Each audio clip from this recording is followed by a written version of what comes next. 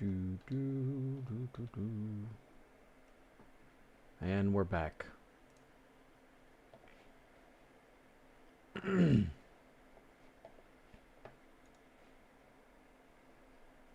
Why has this not updated?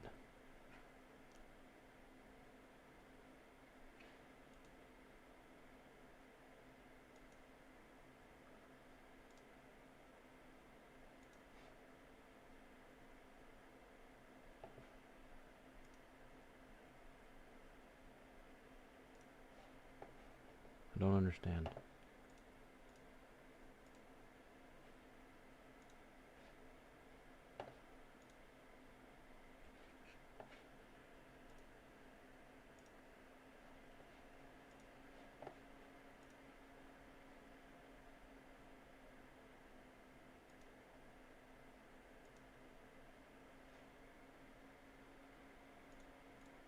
Update. That is not updated.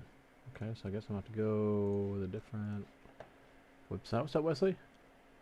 I gotta get this thing popped up. For some reason, Stream Elements has not worked correctly at all.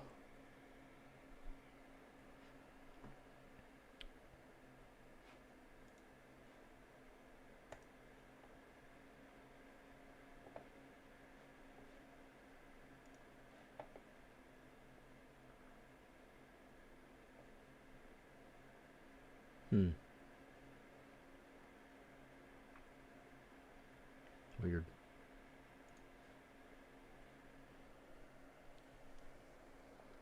Weird. Oh well. I don't do that anyways. Oh man. A little bit later start tonight. I had to work on my boat for a minute.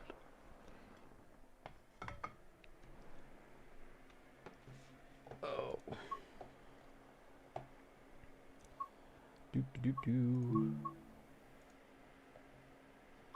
Wait, why is the chat not working now? What is going on with this? There we go.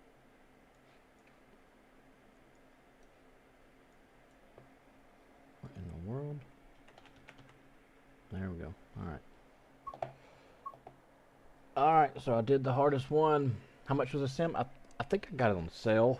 I didn't even know it was out. I think it was like 20 or 30 bucks or something like that. I can't remember exactly. I had no idea. It was just popped up on Steam. And I was like, hey, I can use that. Let's go on Train Master. Jump into a lifelike timetable. Really?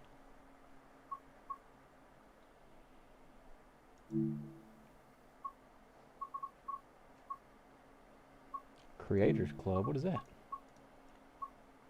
Official. El Paso to San Diego. How long does this take? 29 degrees Fahrenheit. Nah, that's cold.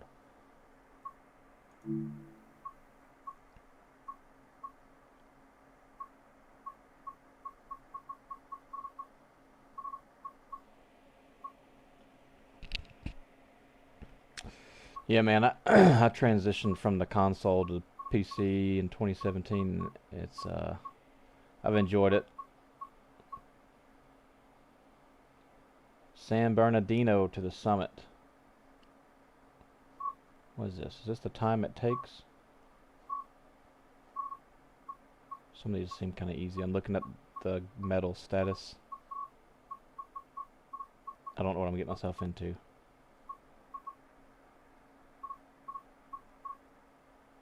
Take over the intermodal train from Barstow. Okay, this says 41 minutes. Let's just see what it does.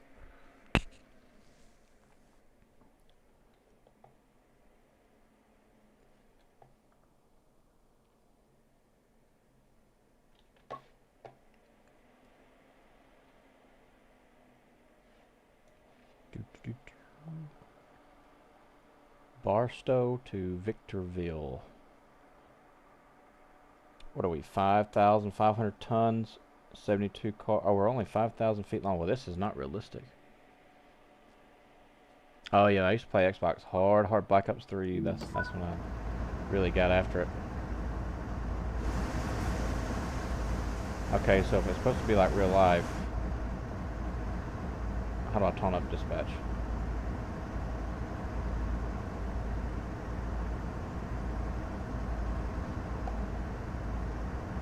Maybe it already did it for me. Definitely have a diverging clear. And we're on a grade. Alright, we have...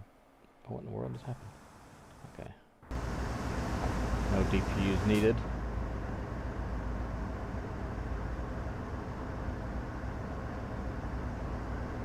Everything appears to be set up correctly, besides the generator field not being on. We'll put my ditch lights.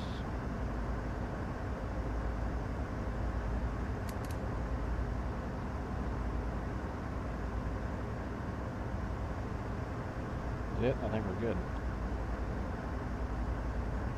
We can run. We are.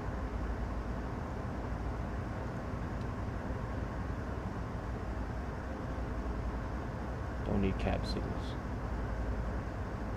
Alright, I think we're good.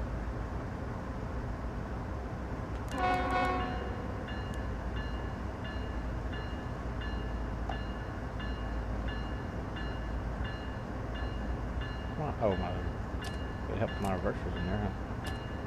What the world?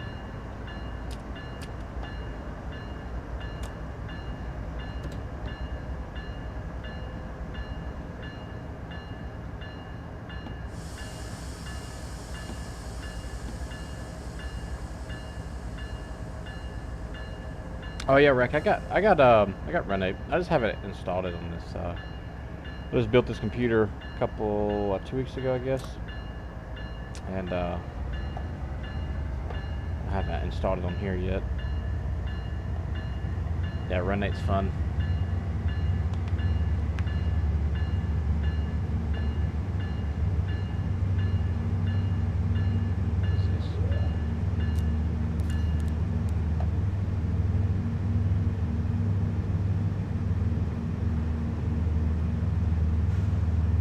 You wanted to get this game, never had a chance to get it? It's still there.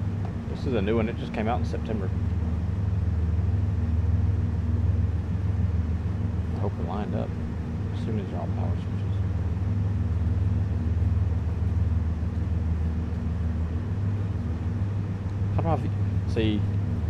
How do I view bulletins?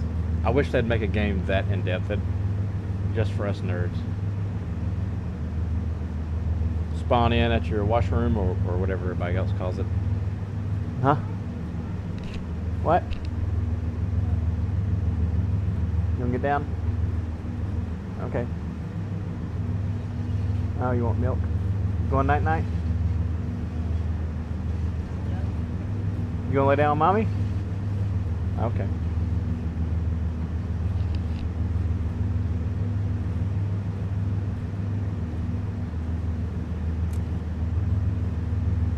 Diverging clear. Racket to my new update on Run 8.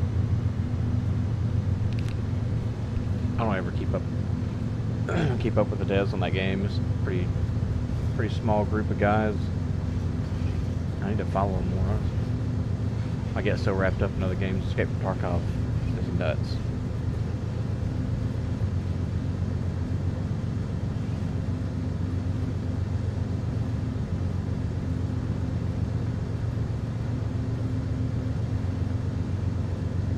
At the dorm in Macon.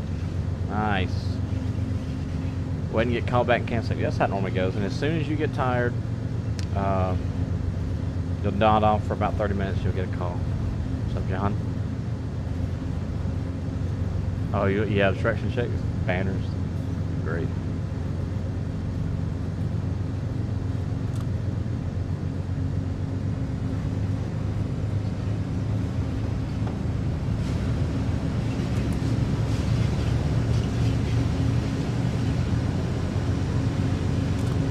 This train should move really easily. Only 5,000 feet. 5,000 tons.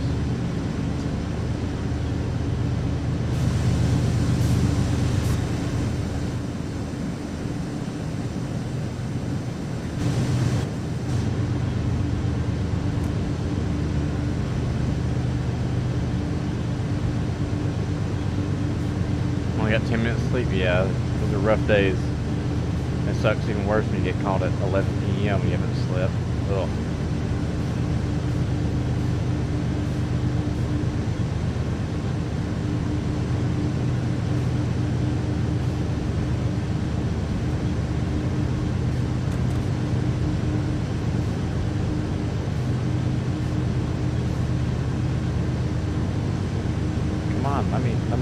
full throttle and go.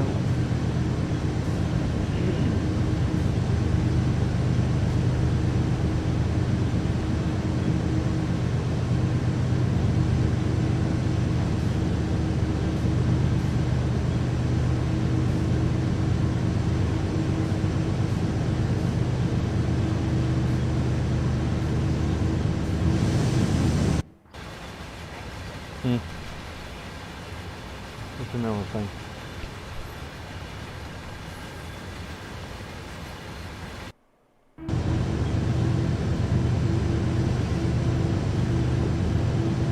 Come on, almost there.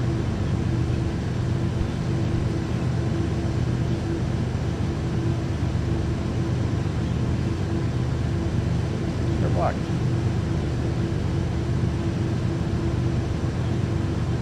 I guess you can make your own scenarios in this game.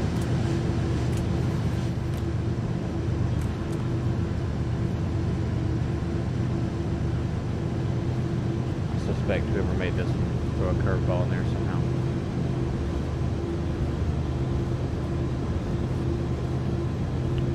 Can we multiplayer yet? Not on this one. Can on Run 8.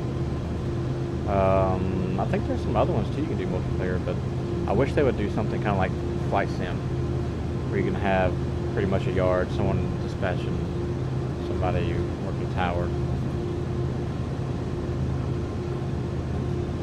Yeah, that's right. Constantly hear the beep, beep, beep, beep.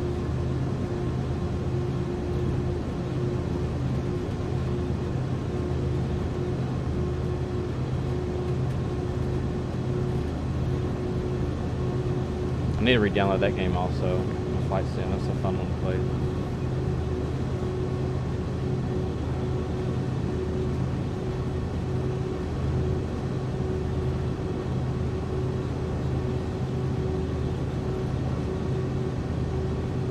Come on, you can do it, little buddy.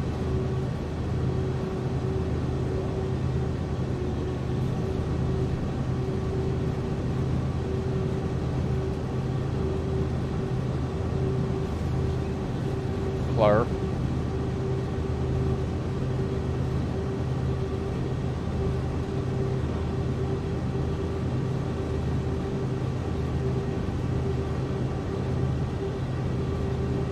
So, John, check us out.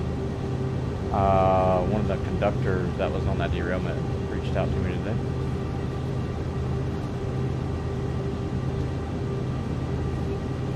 One in Ohio.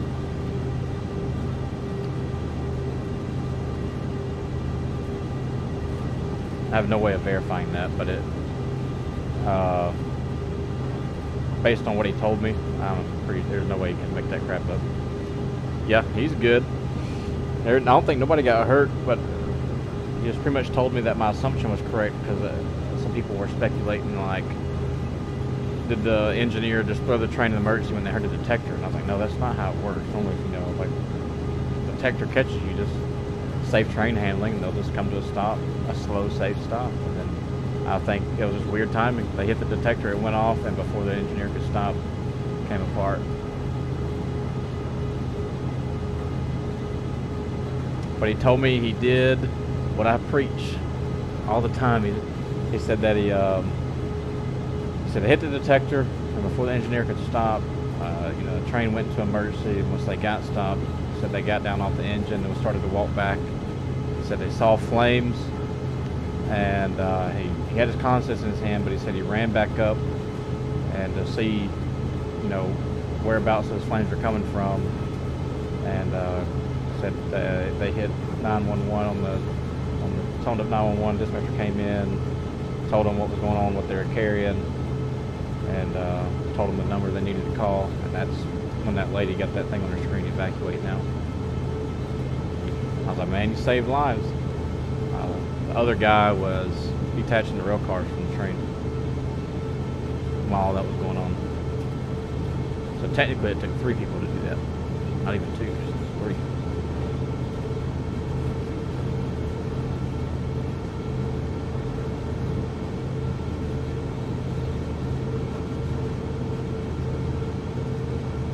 UP conductor need to be working. Yeah, I think UP, I think BN, John, don't y'all use set and center?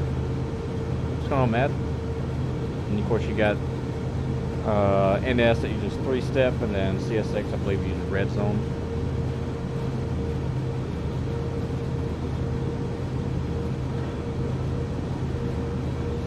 Red zone protection.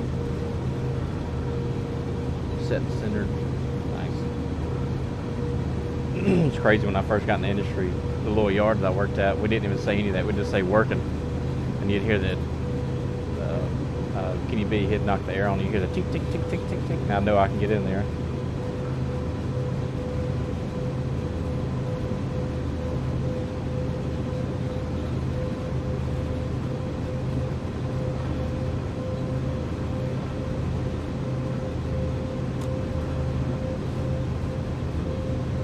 I thought I could run 60.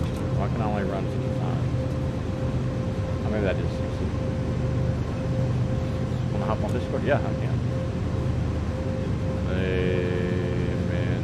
Yours now. Which one am I going to?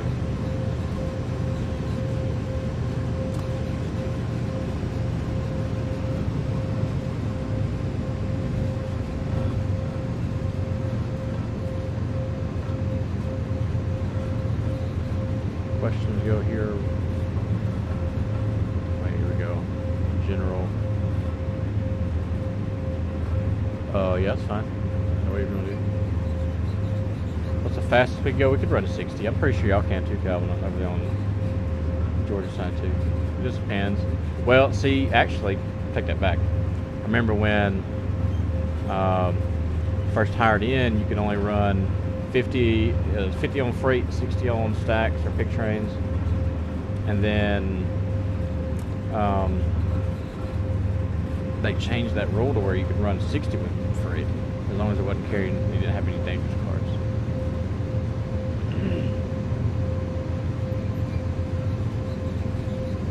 So I remember right there towards the end, we were running 60 in freight, 60 in stack trains.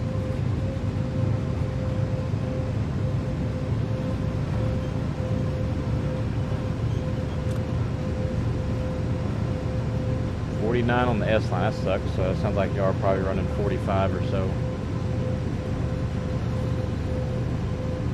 Just to be on the safe side.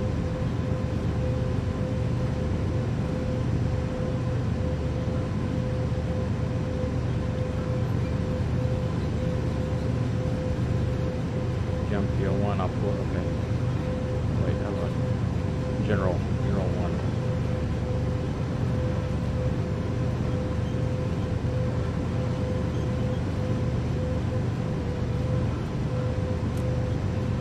What's up, you? What's up? Oh, I'm wore out. That's what I am. We just got nailed with a snowstorm up here. I took a PLD day. Yeah, there you go. Can't go wrong with that. No, man. Well, I'm glad that dude's all right, man. Yeah, that was when he sent me the message. I was like, "Is this guy for real?" And then he broke down in detail what happened. I was like, "Okay, yeah, there's no way that he's lying."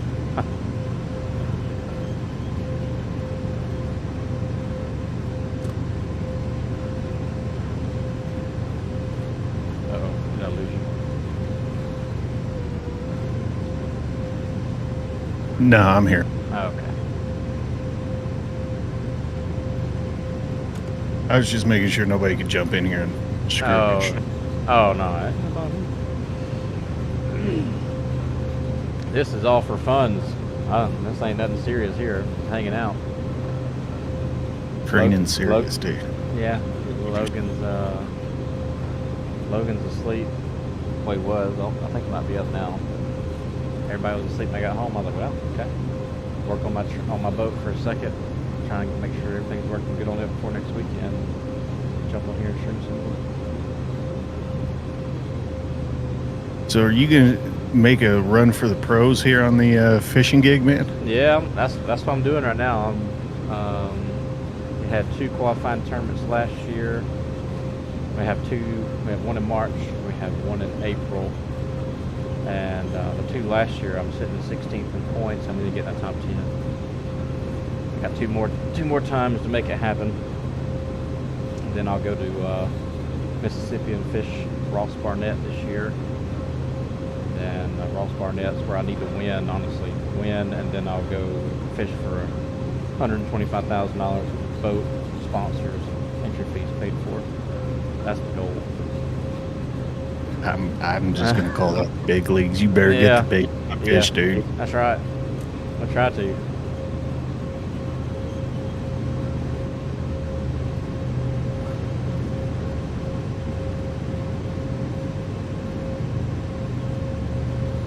What's the normal return time at BN? Whenever you apply, does it normally take several months too? Man, it really varies on the terminal. Yeah, like how bad they need people there. Well, like out here in Amarillo for the since like November, they've been putting out conductor classes about every 3 weeks. Oh, so we've had 2 classes going on at a time. Like Gillette, Wyoming, they just sent mercenaries up there, and they can't get enough people to they can't interview people fast enough. Whereas, like, I was talking to a guy on my Discord, and he applied with CSX and hasn't heard back from them in 4 months. And I was talking to a UP guy in Utah. He hasn't heard back from them in 8 months. Wow. What in the world? Huh. Figure so, that, I mean, you think that I'll overhire to keep the STB and the FRA off their butt, but obviously not. Well, I know. Let me do this. I'll pull up the mainframe real quick. I can tell you exactly what the current seniority number. Oh, that's right. System-wide seniority, you can see exactly how many there are. Except the northern districts. I can look those up, but the northern Transcon is close seniority.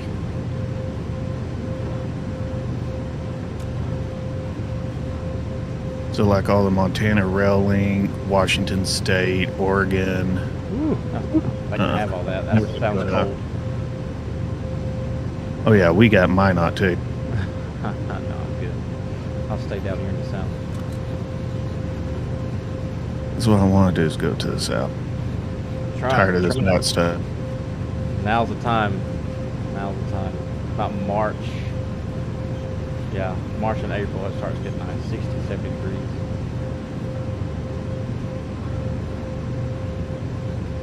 Yeah, Lander, that's what I do. Mercenaries, though, when we say that, you'll hear it referred to as like mercenary work or like borrow outs. So like they just sent a bunch of borrow outs to Gillette, Alliance, Washington State from numerous terminals that had people like fresh coming out of class. And the condition was either you're already working, can't hold, or furloughed. And so those are the guys that were given priority.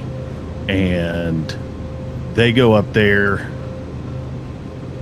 Let me see if I can find one of those contracts. I'll just read it off to you. It's actually kind of interesting. It's lucrative as all get out, but they temporarily reset your seniority number to the bottom in the system. So you're not going to that location and bumping people, bumping local jobs. Because you may have somebody with like, let's say some old timer, has got 20 years in, he's sitting at a 3,000 number. He goes up there and bumps some dude off that lives there. Yeah. Now they gotta go somewhere. Get that full turn, yeah. Wow. Yeah, that would suck. I can see where that would cause problems. But since you're the low man on the totem pole, they don't want you laying off at all. No. And that's where they've had problems. People get these Merc contracts, go out there, blow through all their 5 and 2 back then, or all 30 of their points, but yet they're collecting per diem every day. Ah, I gotcha. Makes sense. And per diem, I'm sure too. For like, I don't know if BN pays for housing. Yeah, they do now. Yeah, that's nuts. I had a friend of mine that worked at that little yard I was talking about earlier. He worked for BN out of Birmingham, and he said he hired in at Birmingham, and he said right out of school, they told him that he was basically furloughed. He's going to get furloughed, or he's going to have to go somewhere and work. And he said he went to Kansas City, I believe. He said that him and several of the guys from Birmingham all went up there and got an apartment together and worked there for like 3 or 4 months. And they said they were making a killing per diem and then working those trains too. Oh yeah, dude. I actually got an email of one of them. I've done Needles, Edgemont, Alliance, and Lincoln mercenary gig. Yeah, if the per diem for your housing is pretty good, you know, like an extra whatever, you know, $500 to $1,000 a month, that's pretty sweet. Well, typically what it is, I can't bring up any of those. No, actually, yeah, I can't make. But basically, what it is you get a sign-on bonus. It's usually for a minimum of 6 months is the length of the contract. So for the length of the contract, you get $15,000 right out of the gate on the next pay period. And then you get, typically, you'll get like $68 for food and like $68 for lodging, and then like $168 on top of that. It is something like that, or like $143. Or you'll get like a weekly per diem at the end of each completed week. And they'll subtract a daily per diem off that on top of your food and housing on top of that. So let's say it was $1,500, you know, weekly per diem as kind of a bonus. They would divide that by 7. If you laid off 2 days, they'd take 2/7 of that out of your weekly per diem. Oh, okay. And then that weekly per diem goes up, and then between the 31st and 41st day of every month that you're working, you get 4 uninterrupted days off. Go home, whatever you want. They can't recall you, they can't short call you, none of that crap. That's not a bad gig. If you don't have kids, or like in your case, you know, your RV and stuff, you can just go. Yeah, I see it, Wes. I'm looking at it now.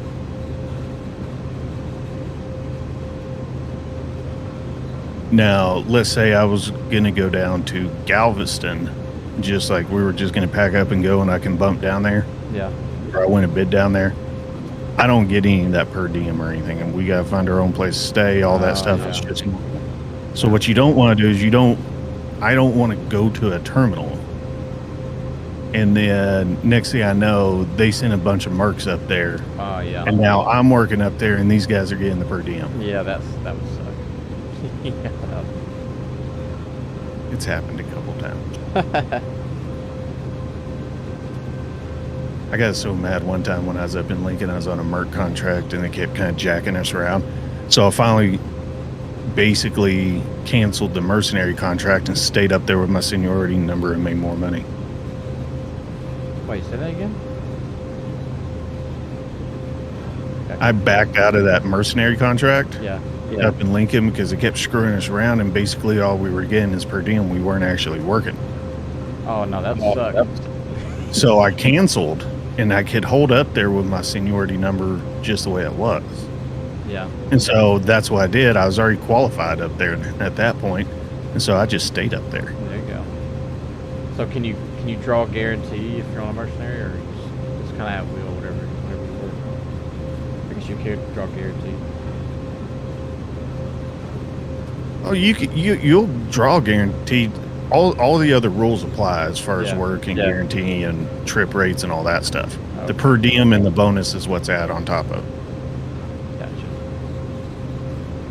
I remember they had some temporary transfers when I was in Sheffield, going down to Birmingham and stuff. But a lot of them they were temporary, and then a lot of them ended up staying.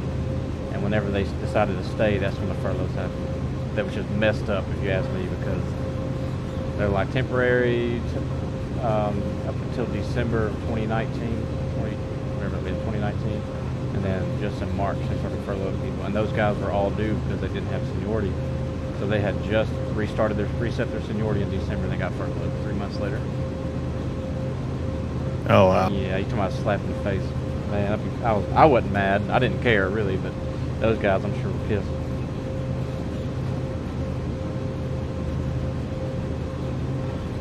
Okay, I'm gonna send you a message on Discord. I finally found one. It's out in Needle. Needles. I know where Needles is. I've been on there on Run 8. I'm familiar with that territory.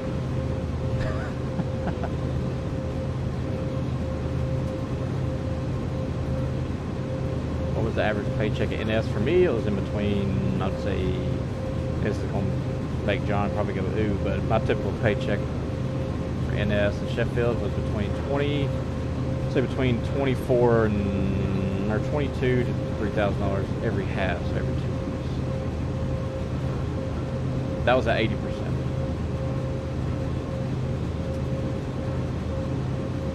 So see right there, this one that's being offered to folks in Needles right now, $15,000 bonus. $10,000 after the first compensated non-familiarization start, so that means they have to qualify. Then $5,000 at the 45-day mark.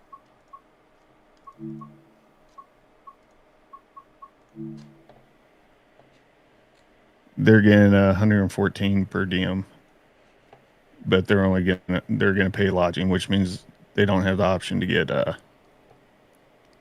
lodging per diem if they want to do their own thing. Like if I took my camper out there. Yeah. Wow.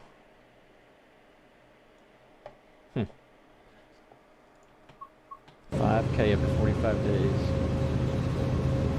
Yeah, they get the 10K first after they qualify.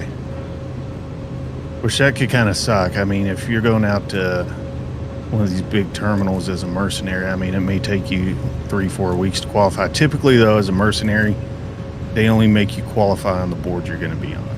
Ah, okay. At least that's what they did in Lincoln. They're like, look, we need you on the extra board, so here's what you're going to qualify. Let us know if you need more trips. Yeah. Michael, what do I think about the big derailment? I think it's a hell of an argument for why we still need conductors on the head end.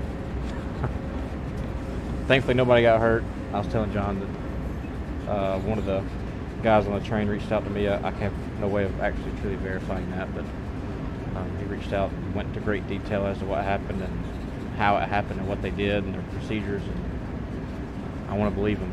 I'm going to say that he couldn't have made it up, so I think we're okay.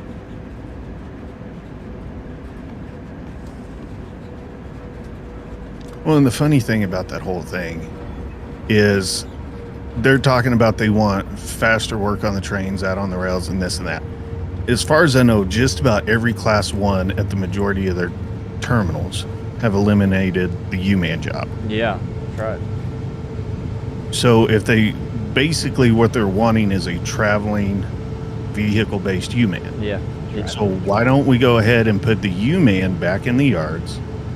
And there's nothing against the crew consist agreement saying that they can't put out U-Man in vehicles. Yeah, that's right. You have to give them a vehicle.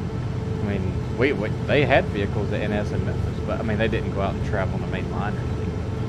Who's to say that in their agreement that, yeah, you can travel within, 30 miles of the yard to go help a set out or whatever the case may be. Dude, tell me which old heads would not jump all over they'd be all over like the brand new shiny short pull run home every night. That's right. 12-hour day, you know, and you don't have a big boss man looking over his shoulder. Just drive the truck and don't be on your phone while you're in the vehicle. That's right. They'd be all over that. Yep. Hell, I would be all over that. I would. As long as they didn't take a conductor out of the train. Yeah, that's right. Yep. You want me to go U-Man in one of your company vehicles? Pay for the gas. Give me a brake stick, and I am gone. That's right. I will do whatever set out you want me to do. Yep, that's right. The crazy thing is, that's pretty much when I went to Birmingham. I wasn't an expediter or anything, but I just turned into a U-Man because I was requalifying on the AGS. So I was with certified conductors, but I still had to learn the territory. So whenever I worked the locals, instead of having just a single conductor, I was basically that U-Man or a switchman pretty much. Man, it sped things up. They were like, man, we used to take like 12 hours for the job, and we got done at 6. And I was like, yeah, this goes to show you how much of a help one extra person is on these jobs, but carriers don't care. No, I mean, honestly, it would be if they wanted to speed things up. I was reading an article as a COO of like either CN or CP, and he basically did a reset with their rail. And that was, look, we're getting back to the basics. We're shortening the trains. It does not matter if the train has 20 cars or 120 cars. It leaves the yard at this time, on time, and it goes. Yep. And you know what happens? Their velocity increased. Oh yeah, that's right. And they can fit in sidings. Exactly. Yep. They did the math to figure out, like, Amarillo to Clovis. The sidings we use for this and this are here. No train's going to exceed this right here. Everything can fit. Yep. And what do you know? Shit's working. Yes, right. Oh, sorry, I didn't mean to cuss on you. No, it's okay. Live streams are a lot different. I don't cuss on the main videos and long-term videos. Yeah, I've been trying to work on that. It's hard not to, man. Especially like the video I made about Ohio. I was pretty fired up when I made that video, and it was just one of those deals where I came in, sat down, or no, I was at work. And I saw a thing pop up on one of the news stations on my iPhone. It said derailment in Palestine, Ohio. I was like, huh, I wonder who that's got to be either NS or CSX. And I looked at it, and NS, of course, and I saw the pictures of the flames, and I was like, oh crap. Then I started reading comments about, something mechanical went wrong on the train, and I was like, okay. And I got home, and I thought about that when I was at work.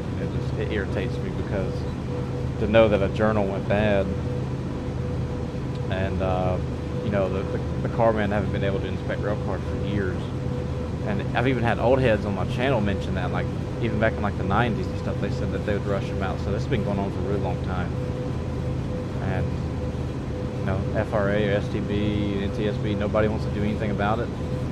Like, all they gotta do is go sit outside the yard in the bushes with a radio and just listen to the yard master or superintendent or whoever rush these people. They'll catch them. They'll catch them. You know how I know when a train master here in Amarillo has pissed off the carmen? When the carman starts finding bad orders. So, like on the fuel pad on the Red River sub that goes down to Wichita Falls. All right. If the carmen are upset and somebody has been screwing with them, you will show up to get on your train. You'll have like 6 bad orders, and the two set out tracks, they're like half a mile away, are already full. Oh, nice. Lovely. Yep, I'll blame them. Train masters need to learn. Well, it's a balance. Yeah, like, that's right. a lot of the train masters we have here in Amarillo, I think, are pretty good. And they are the guys, honestly, that have spent time in the craft one way or another. Yeah, that's good. The ones that coming in straight in from college with a chip on their shoulder that think it don't stink. That's right. They are some of the most disrespectful people I've ever met, and they don't have a clue how to do their job, and they're lazy. Yep. I want to do the bark orders. Well, sometimes you can't even get them to bark an order. Yeah, that's true. It's like, I need you to do this. How do you think we should do it? I don't know. You're the train master. Yeah, that's right.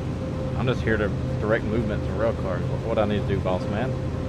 And I'm not here to tell you which track you should build this, 381 local in or whatever. That's your job. That's right.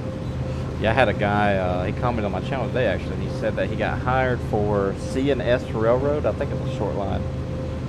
Somewhere up north. No, North Carolina. He got hired as a supervisor. He said, asked me if I knew anything about that job, and I'm like, man, I'm not sure what a supervisor role does at that short line, but just from guessing or assuming, you're probably gonna be in a train master role, and I pretty much kind of pretty briefly just kind of told him what a train master typically does. And I said, I know this may go without saying. I said, but most of your guys and girls are going to respect you, or going to respect the new supervisor coming in if you respect them, and don't. I said, it's one thing to hold people accountable, but it's another thing to be out there targeting people looking for something. And, well, not only that, typically at the class 3s too, and the class 2s and 3s, the train masters come from the craft of, a class 1. Yeah. And you'll actually see those supervisors out there helping. Yeah, that's right. So, like, there was a train master I really liked up in Lahana. She left and went to a short line TX and W that works between Eder and Borger. And we do an interchange with them over there in their yard in Eder. She actually comes out if they got a lot of work to do and helps her guys out there in Eder. Oh, wow. Throwing switches, huh? Throwing switches, pulling pins, whatever she got to do to help her crew, man. Yeah. And that's just kind of the person she is, and that's why she left BNSF. I mean, honestly, it's getting to the point that the Class 1s are cutting the legs out of their local management to where they can't even take care of their guys if they want to. Yep, and that's the same way in Meridian. They did not want their yard master or anything. Like Meridian's super small yard, and there's no tower. It's just a one-story building, so the yard master could literally walk out the front door and go to the yard and start helping, and he would. And they told him several times, "We don't want you touching the switch." And he's like, "What are you talking about? I'm trying to help my guys." And he still does it. He still does it. I promise you, he's still there. It was because of how much time he's got, but he didn't listen to it. But that's what NS is trying to do. Don't touch a switch. Don't do the work. All right, your job is to direct movements, direct orders, or whatever. Have the guys do it. It's like, man, that sucks. Dude, I wouldn't go to. This is just me personally. I wouldn't go to work for NS after I've seen all the emails and comments I've got regarding what NS tells their train masters. Oh man, I had a guy send me an email, and it's this big old long deal. But the short of it is, his best friend works for NS as a train master and has for like, I don't know, like 5 years, something like that. Anyways, him and his crew's got a whole bunch of stuff knocked out that he brought them in early, you know, and he was in there in the crew room talking to him. Was like, "Hey guys, you guys did a great job, way to go." Well, I guess one of the big wigs of NS was in there, and they wrote him up for telling the guys, "Good job." Wow, that's specifically what his write-up said. Wow, that's insane. Well, I mean, that forest, I'm sure you've heard about the forest. That's where they ship all their new train masters and stuff to every year. And they like brainwash them into teaching them their leadership skills. And it's pretty wild. I was told by one of the train masters that I used to work with that they told them that they have to get either write somebody up or, or get a start letter every month. And the first month, if they didn't do it, they would get kind of like their little letter of caution type deal. The second month, they would get I believe they'd get suspended, and then the third month they would lose their yearly bonus, and after that you're terminated. So if you go 4 months not writing somebody up, you're gone. And he no longer works for NS. I wouldn't either. And I'm sorry, that's not leadership. No. And when you create a culture like that, it rolls downhill to your workforce. Yeah, that's true. Yep. NS is the reason I pay attention to leadership so heavily now, everywhere I go. Oh, look, I'm speeding. Oh, they asked me, Nucor, so Nucor asked me, I no longer work for Nucor, but when I left from there, they were asking me, I was like the sour apple, and the reason I was a sour apple is because I was calling them out on their BS and the leadership skills, and they were talking about, why are you such a sour apple or something along those lines. And I was like, I've seen the worst of the worst, and y'all are pretty close to them over there at the railroad. And oh man, they didn't like me. That last time they suspended me for my attitude, that's when I dipped out. See y'all later. Yeah, there just comes a point where it's like, I was losing sleep, man. It wasn't healthy. Like, it became unhealthy because I was constantly repeating myself. Like, I was just asking for accountability. We was just having some issues with, other crews not doing their part, and we had to come in and finish all their crap up too. And I was just asking. The main thing is I didn't want anybody to get in trouble. I was just like, hey, I started off with, hey, what can we do to get better here? Because there's definitely a room to improve. We had a big meeting. Oh, we're going to make things right. We're going to get better. Blah blah blah. 4 months goes by, nothing changed, and I lost it.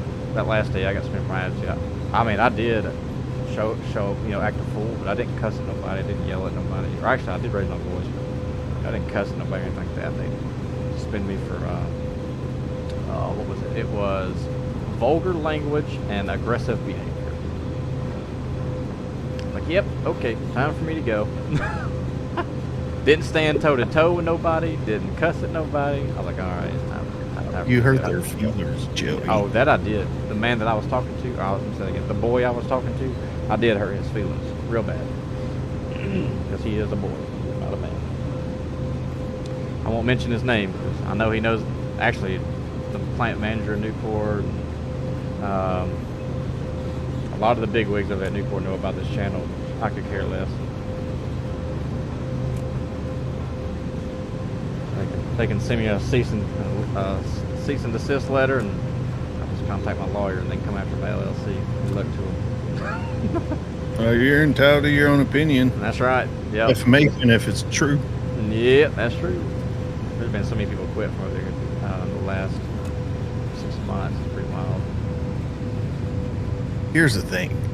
The biggest indicator well a business is really doing is not its finance report. It's your turnover rate. Yeah, that's right. With your workforce.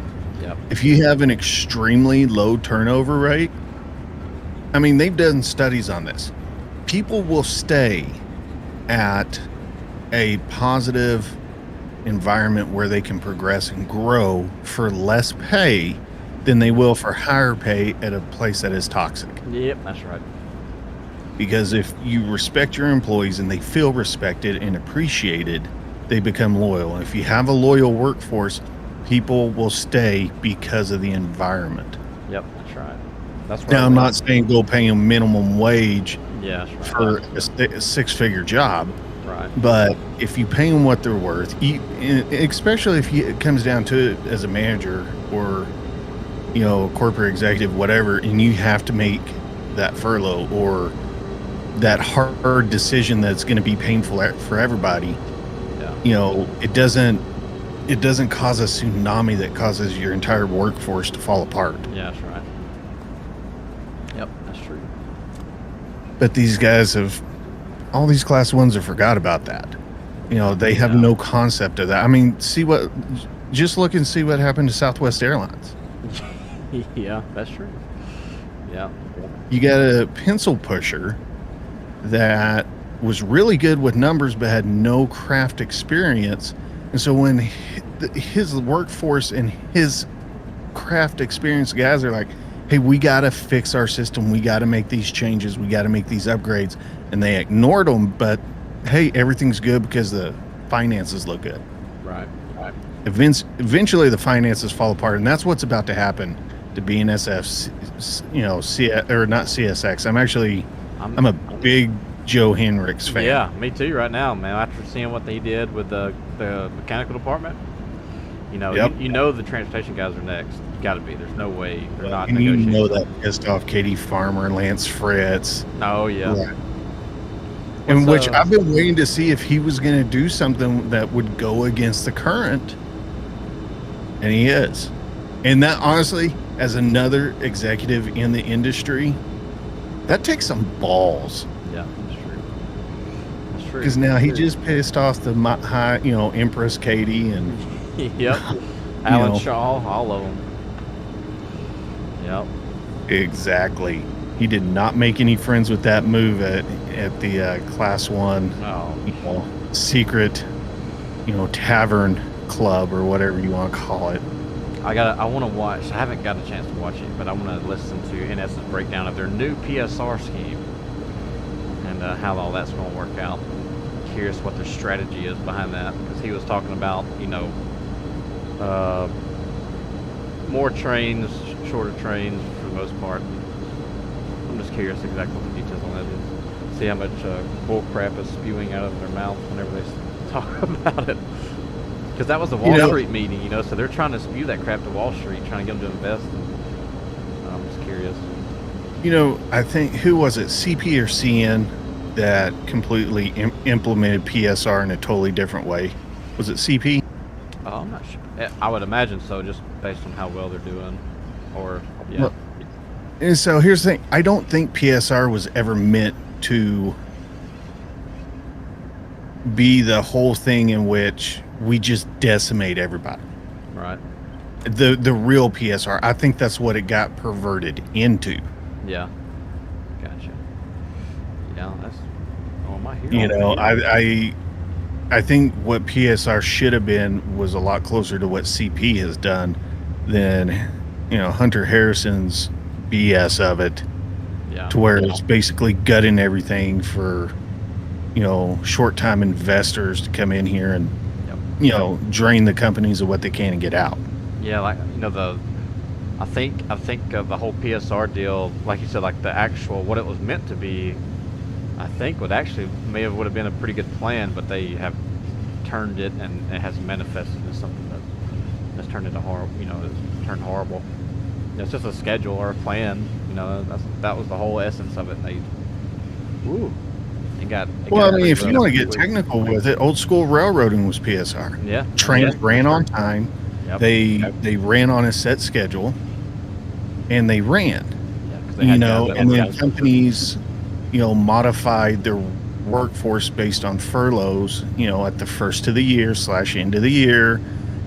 They basically were already doing PSR, then some idiot with a pencil, Hunter Harrison, decided, let's just gut everything. Yeah. Like, just go back to old school, get rid of all these leaders, and put in people that and mend those fences like Joe Henricks is trying to do. Yeah. That crap works again.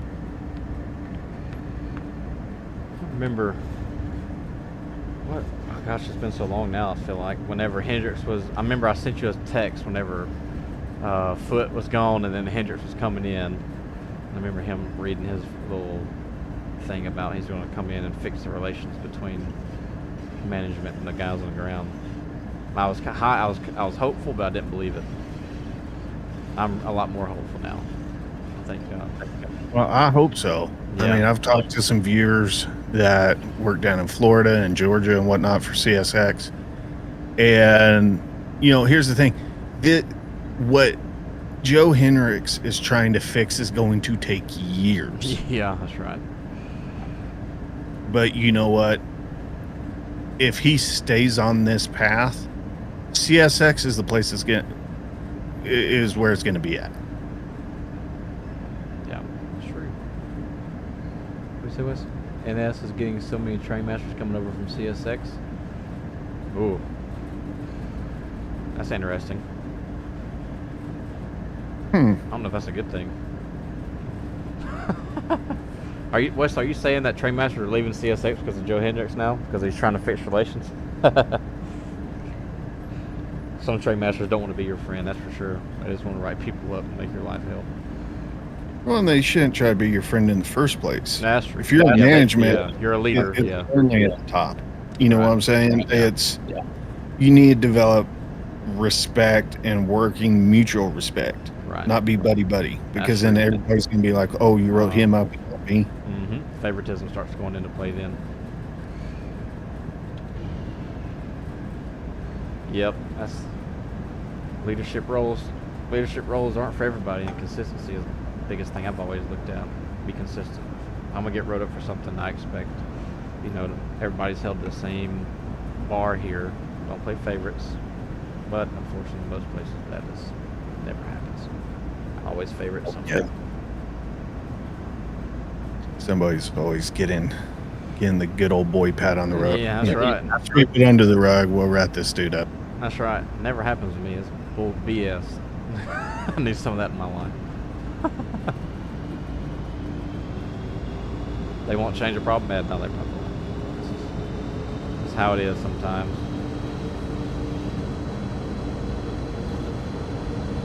Yeah, man.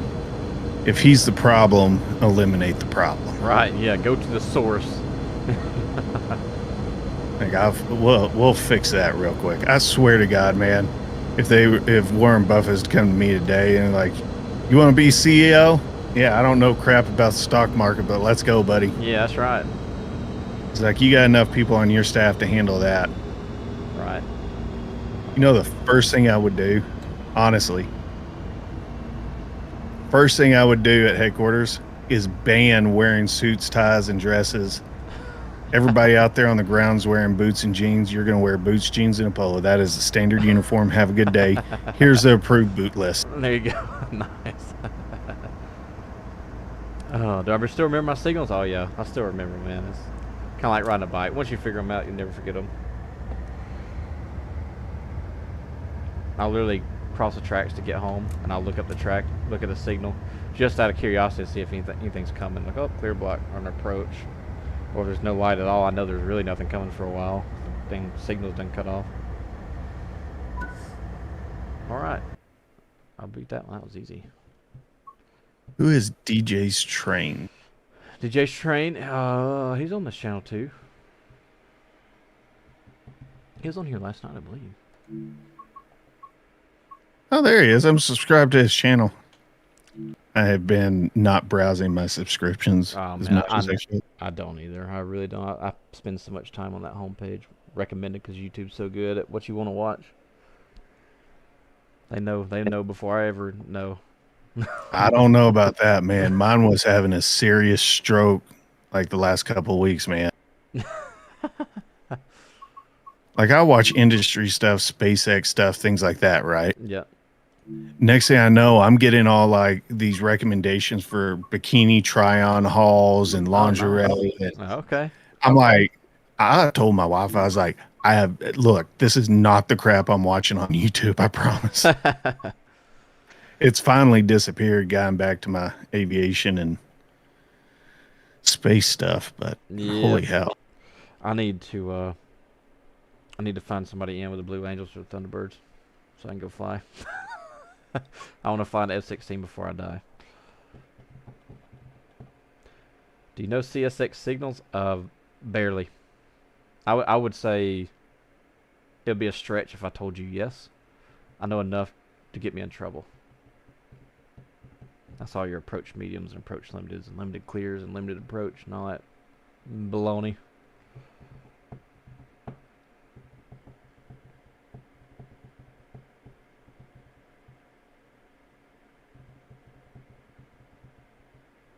That's it. That's the ones I need to know, man. Clear and stop and approach. If I know those three, I'm okay. Well, yeah, restricted. You need to know that one. Yeah, restricted is good, and I guess I need to know about. Actually, you really need to know all of them because if you got a diverging route and your turnout speed's like 30 and you're running 60, yeah, you're in trouble.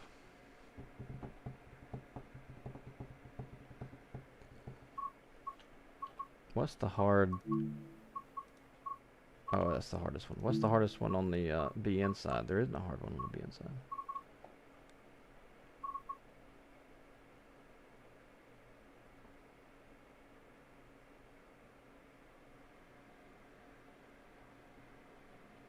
Yeah, I think is it CSX, John? CSX, UP, BN. I'm sure CN and CP is probably something pretty similar. Don't y'all all run the same signals, right? Or minus a few variances, I guess. Certain things. Yeah, for the most part, okay. But like when I went up to Chicago, man, that holy hell. Like I would take like out of Galesburg if I went up on the Mendota sub up onto the Chicago sub into the Chicago Operating Rail Authority area. Well, and then we get into their signals, and then if I have to go down CSX, NS, UP, BRC, all of those change again. So I'm literally carrying like 4 or 5 different timetables with me. Oh wow! And apps, and it's that sucks. Yeah, that sucks. If these guys at Train Sim wanted to get real fancy, they should do a deal of Chicago area. Oh. I've seen, well, I've looked at, Google Earth and stuff with yards up there. Guys asking me to look at their yard to see if I can kind of get an idea of what's going on. But some of them up there, man, it's pretty wild, very large, kind of like, I think, is this Barstow? Is this where I'm at? Definitely looks like it. Pretty sure it is. Let me see if I can find you a map of this BRC yard. It'll send you cross-eyed. Oh yeah, I found it.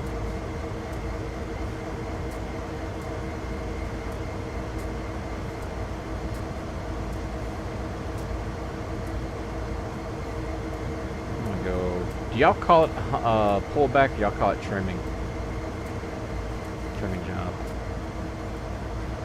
What, for humping? Yeah, on the other end of the classification, when you start building your trains. We always called it But, what? but it just depends, sort, Oh, classification. okay. It also really depends on what side of the country. Oh, okay. So, like, if I'm up north in the old BN, they'll call it trimming. Yeah. Okay. Down here, we just call it switching. Yeah, I got you. Yeah. Now you go over to like Chicago, you know, your classification yard this, classification yard that, you know, sorted. Right. Yeah, the old school BN guys they're different. Yeah. I always called it the pullback where I was. Which kind of makes sense, I guess, because you're pulling back and then shoving. I don't know which way I'm going. But I'm in the wrong engine. That's good.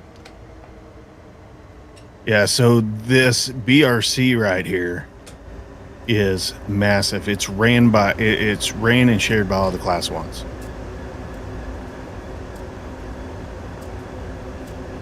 And then you got CSX yard just right under the bridge. It's just south of that. And then east of that, by Monument of Faith, you got the NS Landers yard. Love to scare the crap out of me. There we go. Yeah, that looks like a hot mess. What in the world? So right there, see where that marker is right there in the center? Oh yeah, I'll break this down to you real quick. This is nuts. Wait, you talking about this marker right here?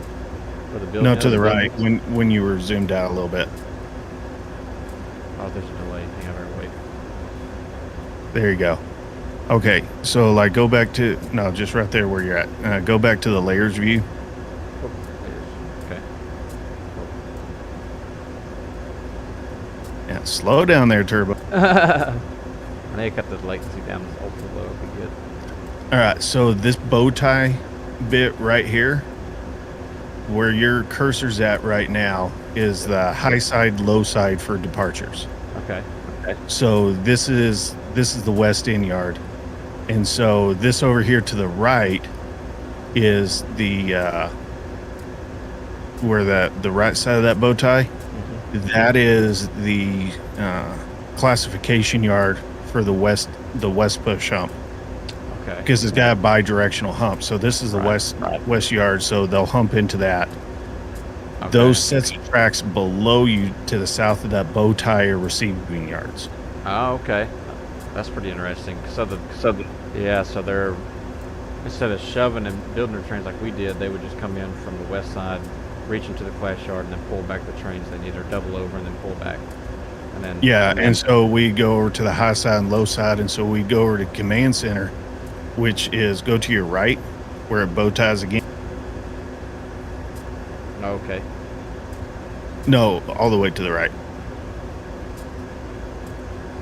There you go. So right there where it bow ties, where it says Bedford Park Railroad Road Tunnel, that's actually the bi-directional hump right there. Wow. And so they will hump east and west at the same time.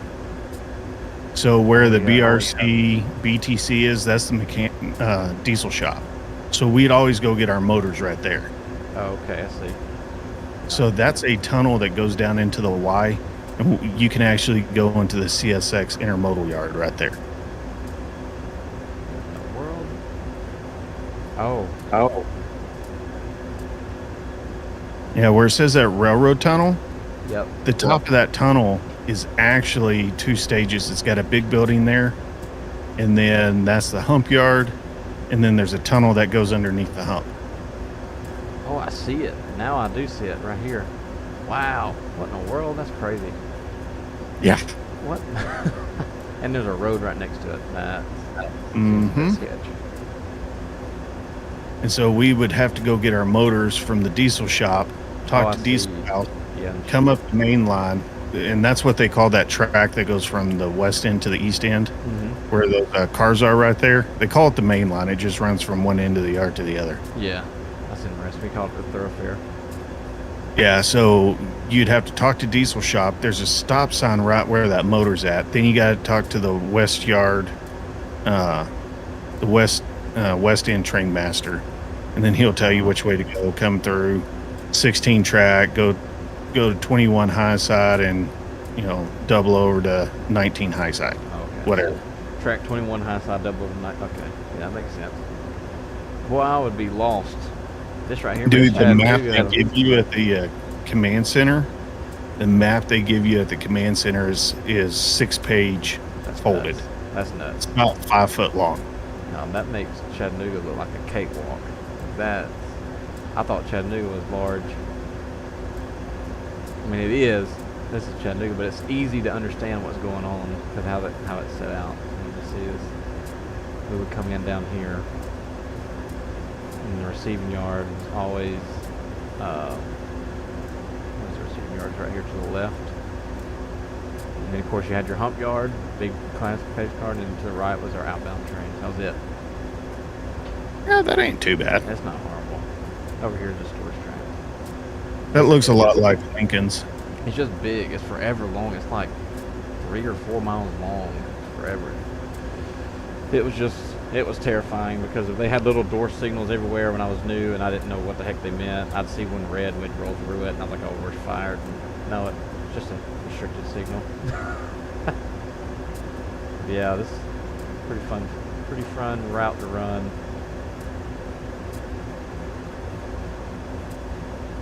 There's a tunnel. Lander, yes. Chicago is a melting pot of all the railroads. You got KCS, NS, CP, CN, CSX, NS, BNSF, UP. Everybody is there. No thanks. And then you got like several class 1s too, or class 3s, BRC, some other ones like that. Yeah, them yards, man, they get like Birmingham's. It's pretty big too, but it's kind of easy. But only reason it's a little bit more confusing is because they have East End, so we had AGS, which went north and south. Then you have the East End, that course goes east, but then it also goes to Sheffield, and they would have two different type of Ford yards, one for AGS and one for the East End. But then the receiving yard was all a mix, and it's just big too. And they have always you know how it is. They have those stupid slang terms like, oh yeah, whatever it's called. Gosh, what they call it? Go. Track something, and then down below, underneath, over to the East End Ford. You're like, what in the world's underneath and down below? And you actually have to go down the hill and underneath the bridge. When I got to Birmingham, when I transferred, I was lost because Sheffield was really, really easy. Like 10 receiving tracks, 8 or something forwarding tracks, and then classification yard. That's it. Why would not moving?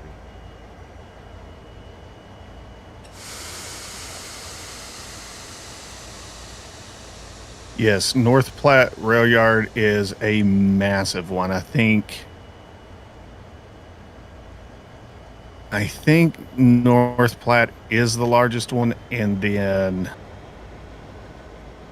I want to say Argentine Yard in Kansas City, I think, is number 2, I think.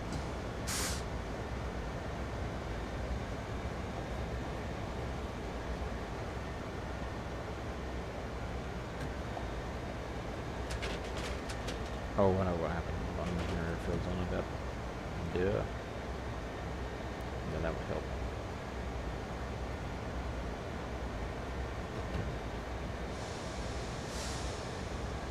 That's it, Trimmer. What are you doing, Logan? You scared me because you just came out of nowhere and started screaming. Can't do that. Your daddy's getting old.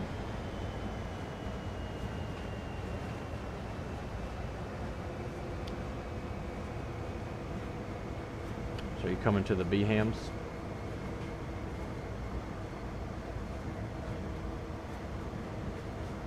What's up? I said, are you coming to the Behams? Beham. Or you gonna transfer to the Beham? Birmingham? Oh, I don't know. It's not a mercenary deal. It's just I could hold it. Oh, really? I got you.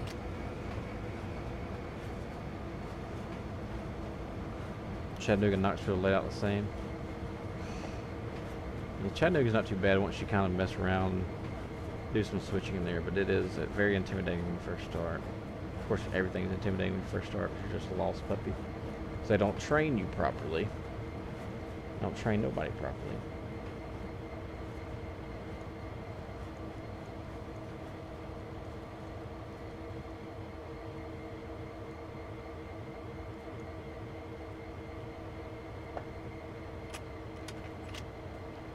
You see where the FRA was, oh, I'm sure you saw that. FRA calling out the class 1s on their training programs. Yeah, they need to be doing that. I've heard that FRA's been crawling around the NS training facility. Yeah, I have too. I was told the same thing. And the buddy of mine that, I still can't mention who he works for his name really, but the buddy of mine that almost got killed, they got crushed by a rail car. He's got to go take a flight up north here pretty soon. We're starting to finally get everything together a year later. I'm about to have their court date.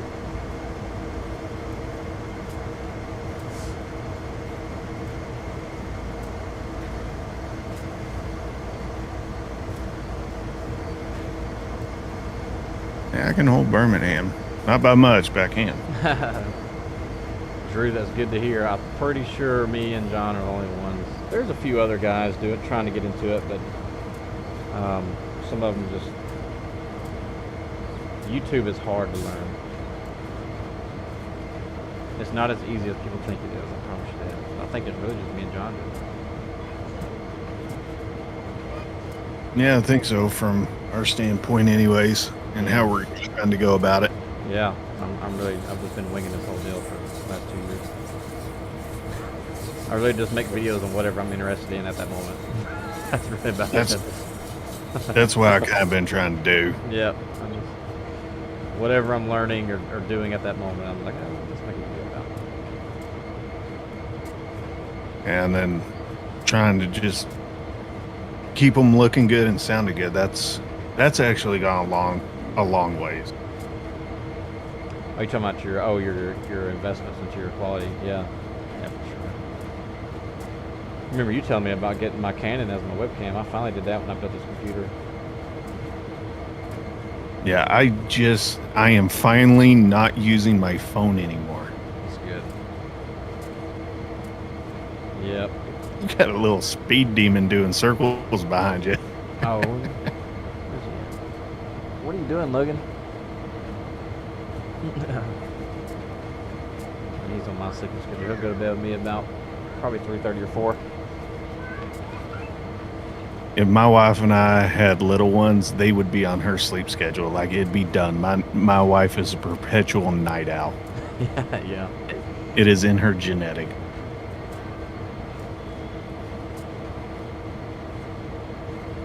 Only thing that I had you worried was the hang test. Yeah, the hang test, it comes off very, and they did make it worse, because when I was there, it was, oh man, I think you did the same thing I did too.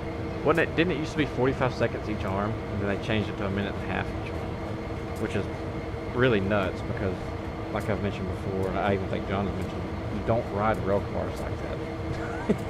You don't hang out that thing like for some type of, you're not some type of animal. You get up there and you get comfortable. I mean, unless you're making a short shove, I guess, but... You still don't even hang off it like that anyways, because that's how you end up looking like a freaking bug on a windshield. Yeah, that's right. 130 each arm. That's whatever. That's crazy.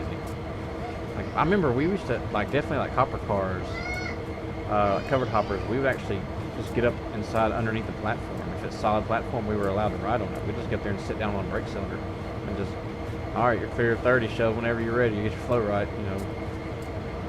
That's all we'd do. Wasn't hanging off anything. And then Gone cars, we'd jump inside the Gons. We didn't hang on Gone cars, because you can't really, but we'd just jump inside of them.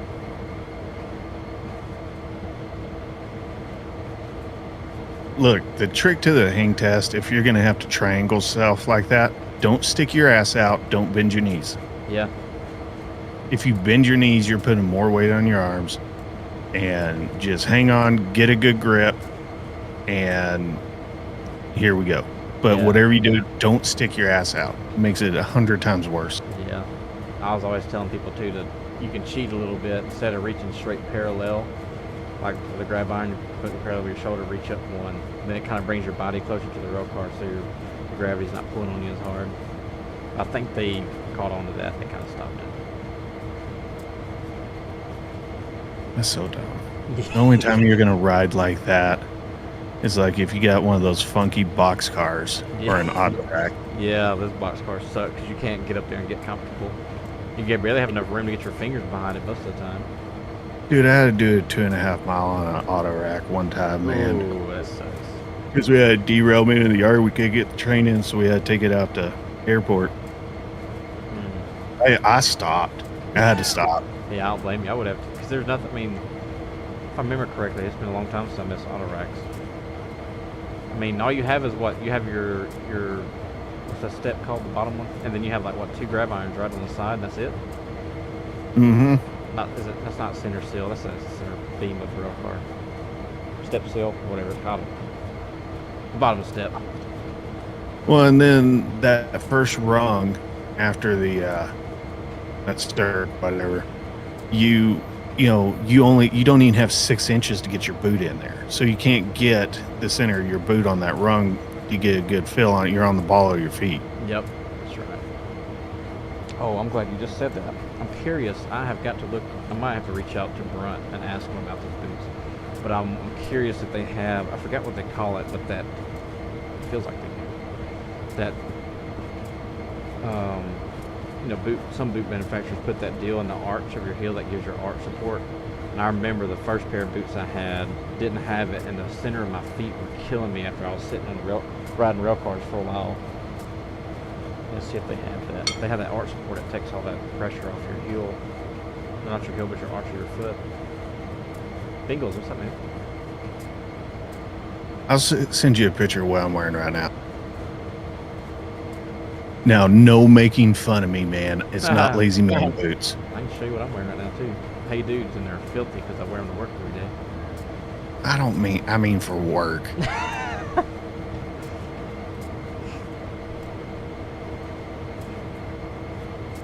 What does John wear to work? Any guesses? Put your guesses in the thing.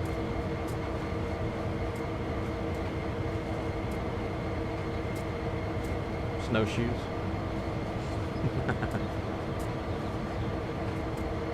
I got some of them. I'm sure you gotta have them. Definitely up there.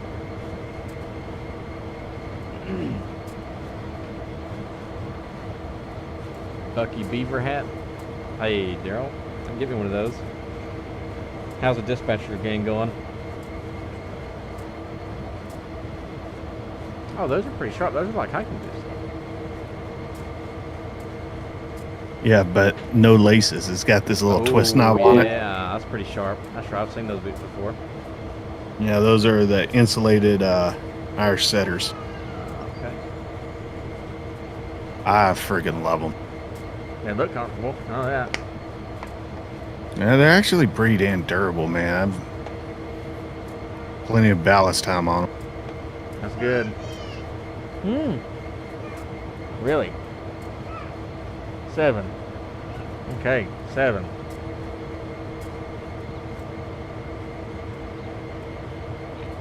Yeah, I gotta look and do some more research on these boots. I'm speeding way too fast.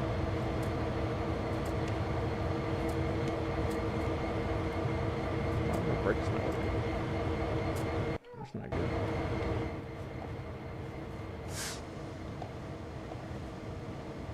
Oh yeah, your brakes ain't working for crap, dude. No, I was pushing all the buttons and it's not working. There your air's setting.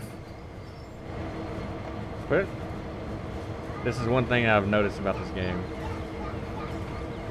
You know how it is on these locomotives. When they hit the independent, that joker stops in a hurry. Please don't do it.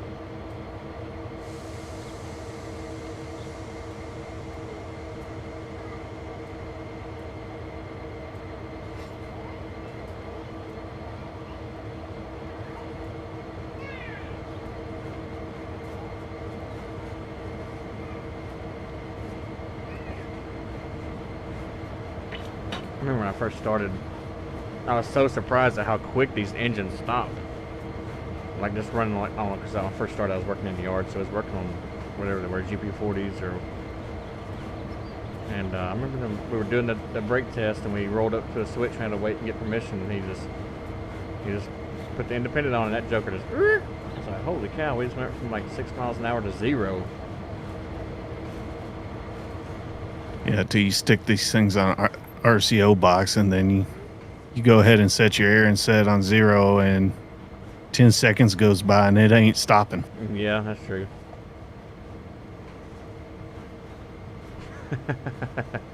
Yeah, you get some weight behind it if you don't stop like that.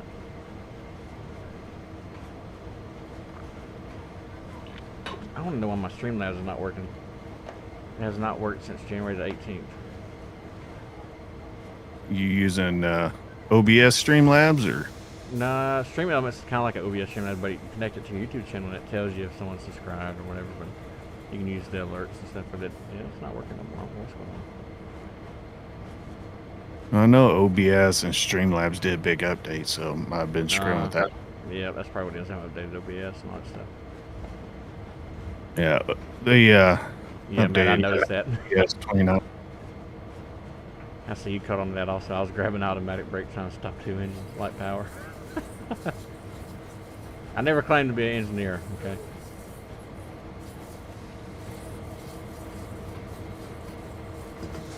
What are you doing, buddy? What are you doing?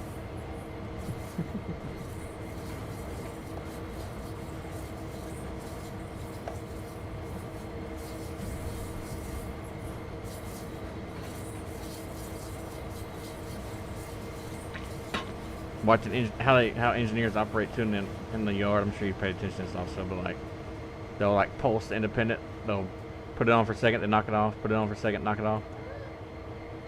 This is interesting. Watching old head engineers, how they work, how they keep trains together.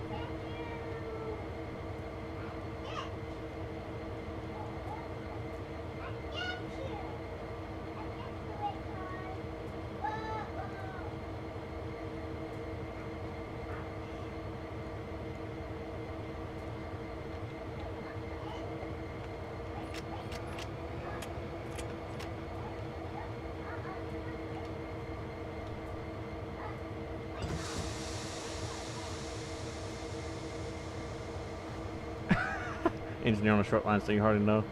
You know a lot more than I do, I promise you that. Going to catch some trains tomorrow, nice. Good luck, hopefully you find some heritage units or something like that. I saw the NS heritage unit was in, I'm on the Birmingham page. Old engineers he's worked with invited me to it. And this, they watched Birmingham off the Shoals, Decatur, and Huntsville. And that NS 4001 was in Birmingham again.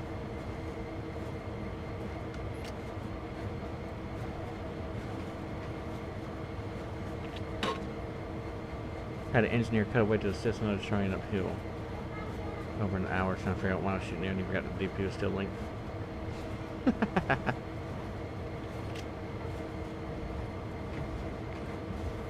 That's right. Set out mode.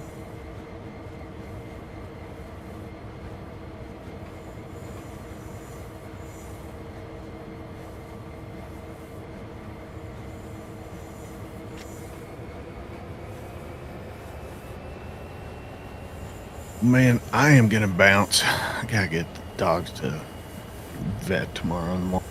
I hear you. I gotta go to the morning to go to the doctor. That'll work. I'll probably be on here tomorrow night though. Whenever I get out of work. Oh, I'll holler at you tomorrow then, man. Take it easy, buddy. Hey, later. Good stream, brother. Yep, see you, buddy. Appreciate it.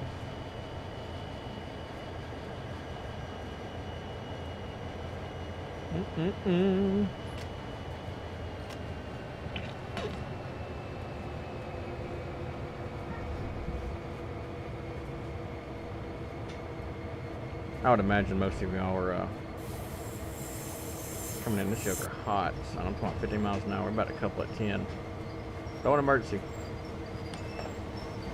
Oh, we're good. That's how it's supposed to stop.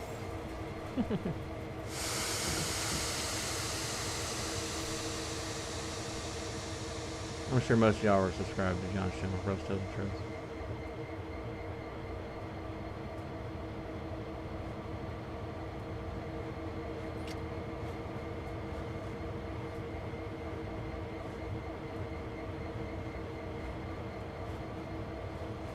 Some low-level convicts.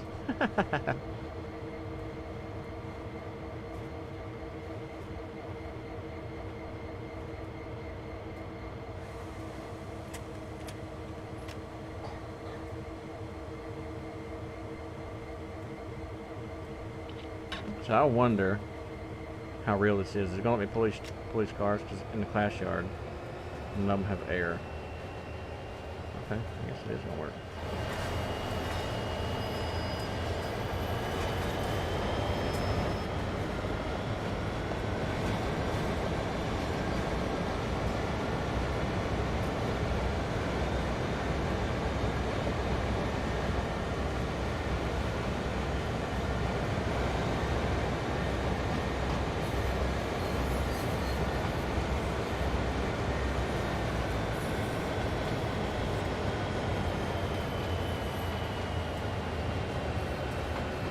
I need to install Run 8, is what I need to do.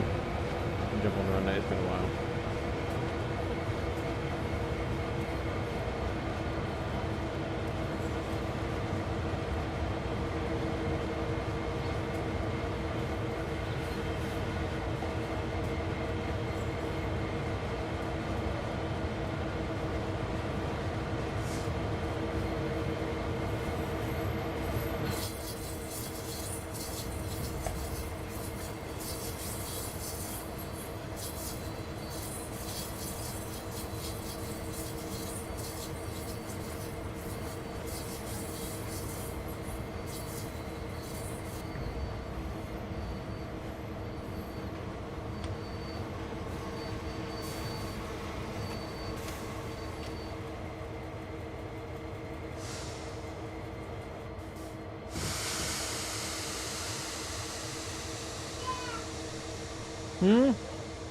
You did it.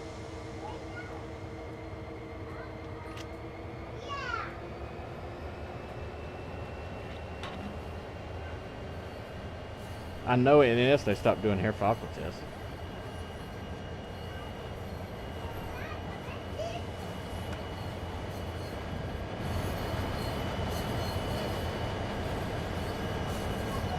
Run 8 I can operate. Let me get Run 8 too because I can operate the locomotive from the ground.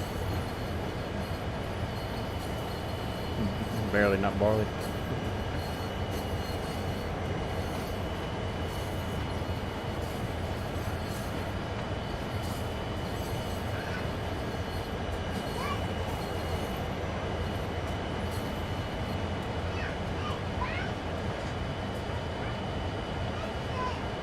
JJ.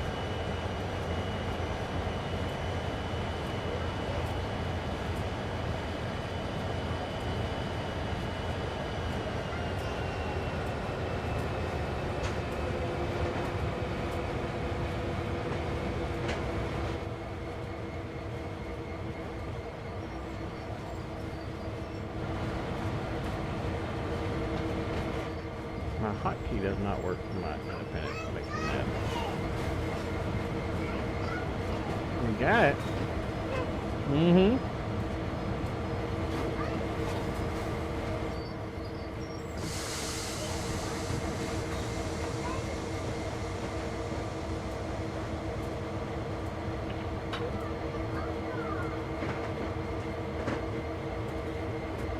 Yeah, and the hair test too, Drew, they look back. I remember when I hired in, they try and scare you. They tell you that they look back 6 years. No, they look back 90 days.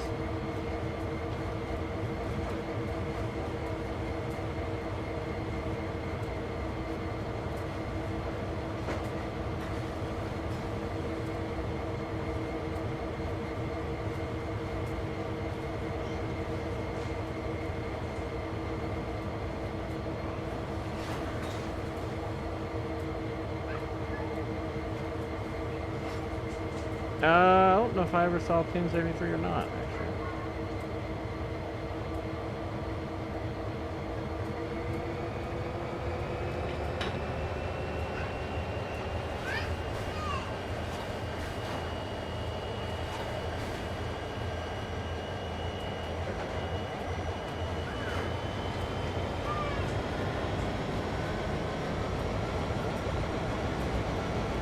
Hey, Alex.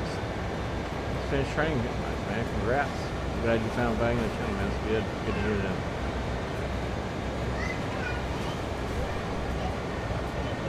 Yeah, the choo-choo train? Mm-hmm.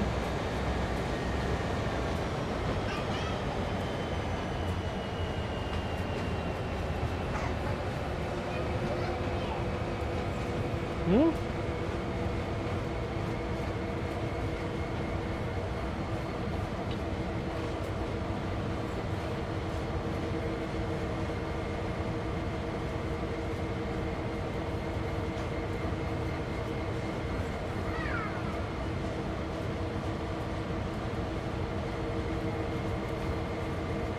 You fix it.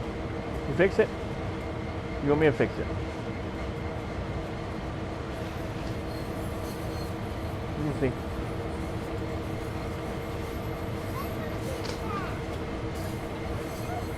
Rainbow train track.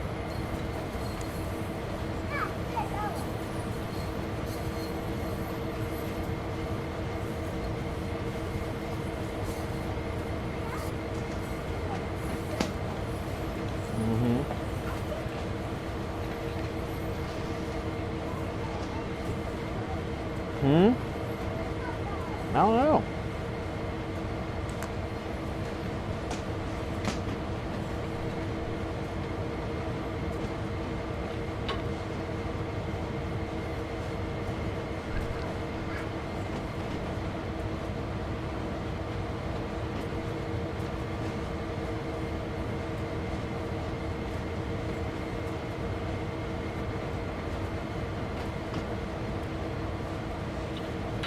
A neon orange. See it? Oh my goodness. Why would you steal $300 worth of groceries?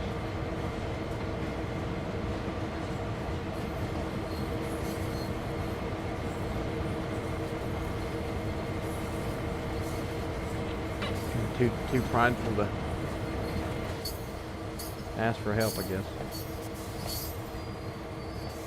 I don't think this thing's gonna stop at all.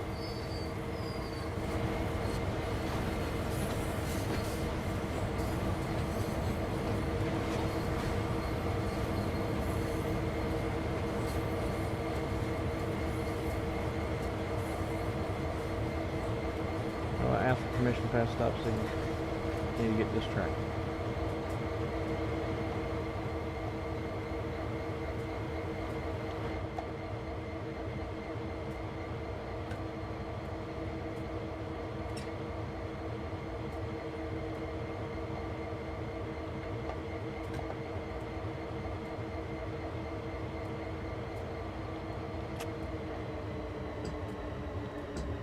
I'm gonna get back here before it starts rolling. Probably not.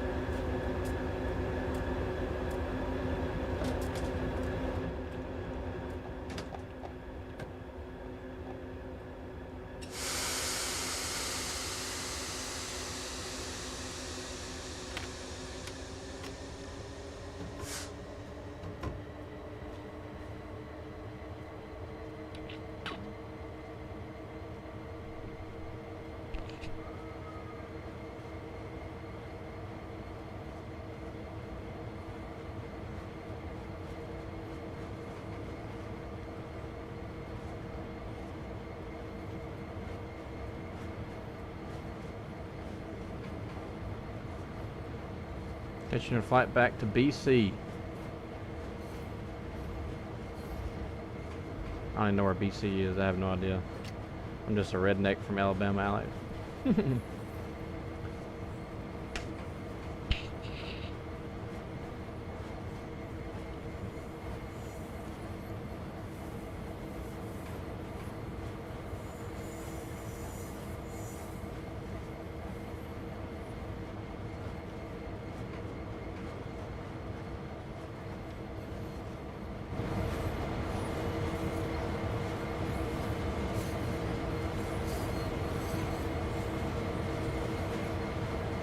Didn't mean to apply the handbrake.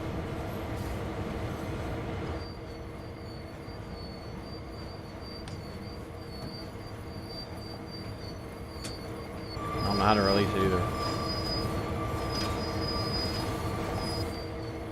Oh, is it a button?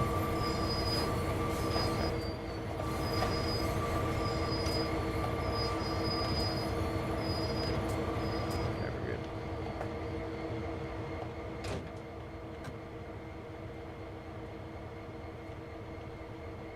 Did I go far enough? Oh, I did.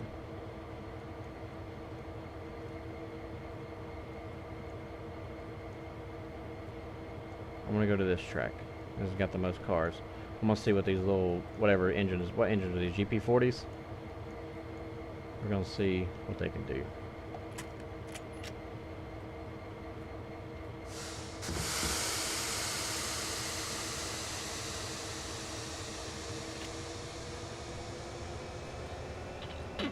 I was assuming British Columbia, but I wasn't positive. Did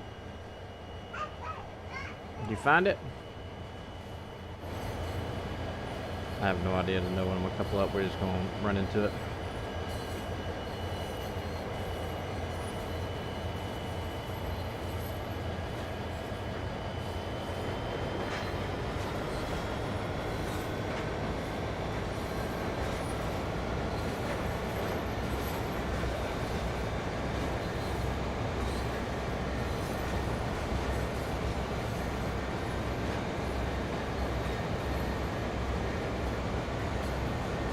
Oh, a carman for TTX. Nice. I got several friends that work. They left from. I was a carman before I went to NS for a contractor, but they left and went to TTX also. Still there, from my understanding. I know they said they don't do near the work that we used to do, because we used to change. You may have worked at a bigger shop, but they don't ever change like. Draft gears or nothing like that. Change wheels and brake shoes, stuff like that.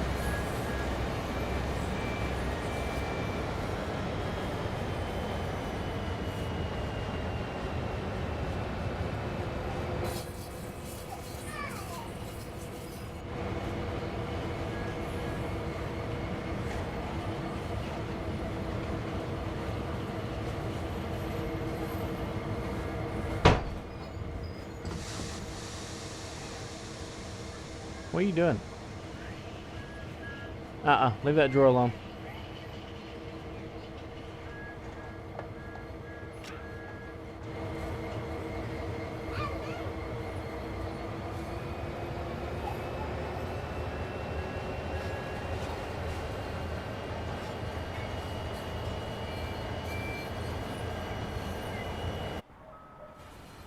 Oh, there is a way you can see the rear. That's right.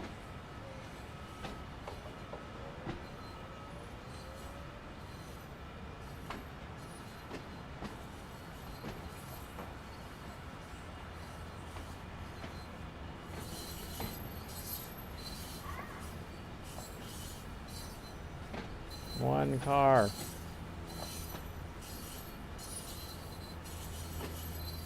Half of it.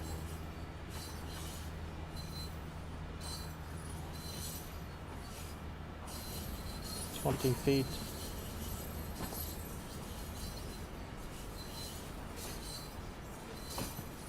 $10 feet.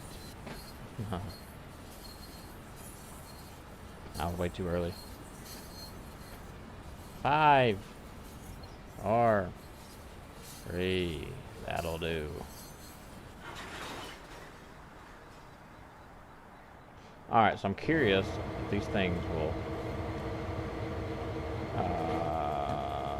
actually pull these cars. We're gonna try it.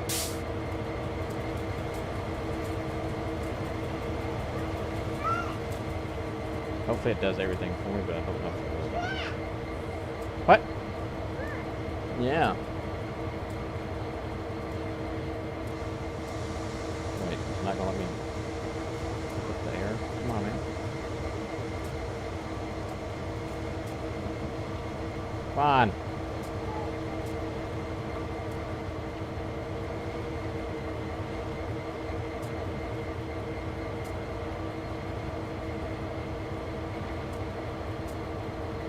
Why does not let me do that for?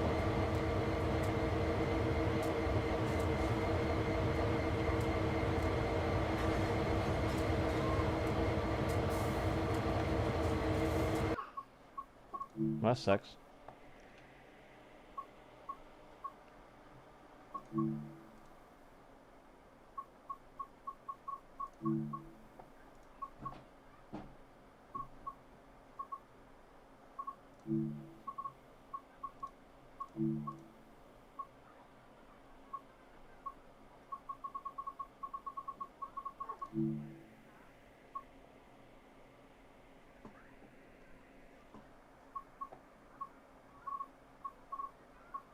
Whoa, that one must be hard. Manifest. Cumberland to Toledo.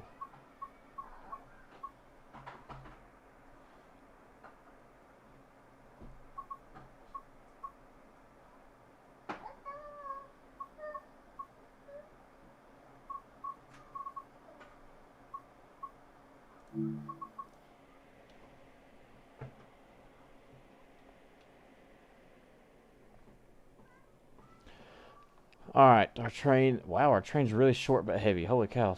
Well, kind of heavy. 6,000 tons, 44 cars, 2,500 feet. That's a pretty small train. This is not PSR at all. I guess they're all loads, including tank cars. Why do we have helpers? Really? I'm gonna put them online just because I can. We ain't gotta abide by timetables around here.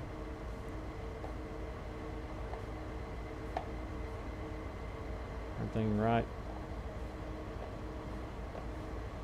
Do Cumberland? Did I do it? Did I do the right one, Drew? I don't know if I did or not. We'll restart. Yeah, Cumberland to Toledo. Okay, that's what I did. Make sure my generator fields are on. On.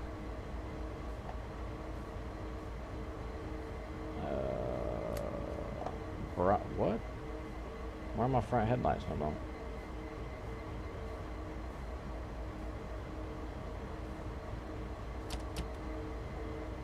Wait, why? Is my breaker not on? Because I don't think they're on. Okay, the ditch lights are on. Okay, they are on. Just can't see it from up here. I can just smell this cab already.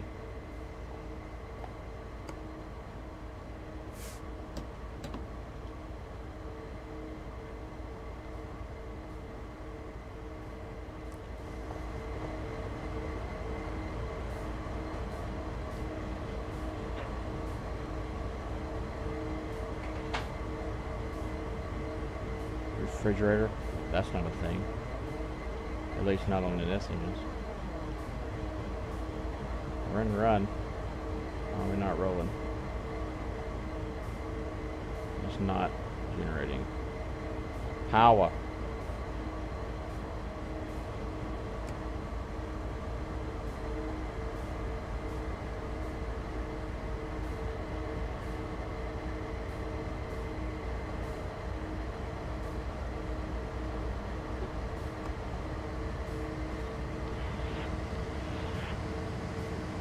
Come on, let's go.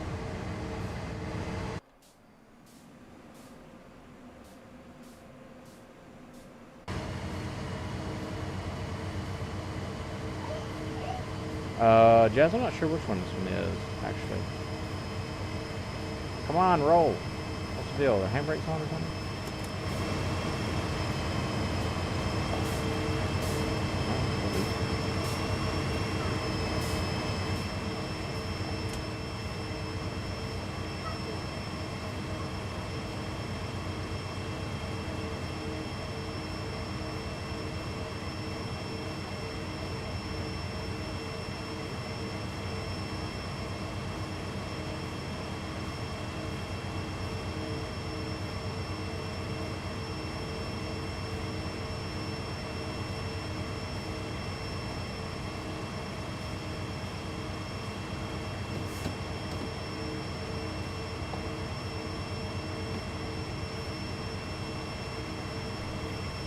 I'm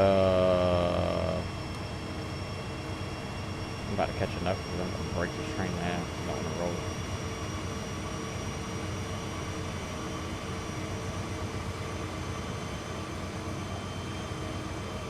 it. It doesn't look like they are.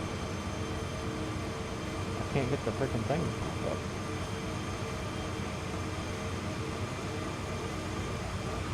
Yeah, general field's up. Yeah, general field's on. Engine's on the run. Dynamics on. Let me look at the gauge lights on you guys.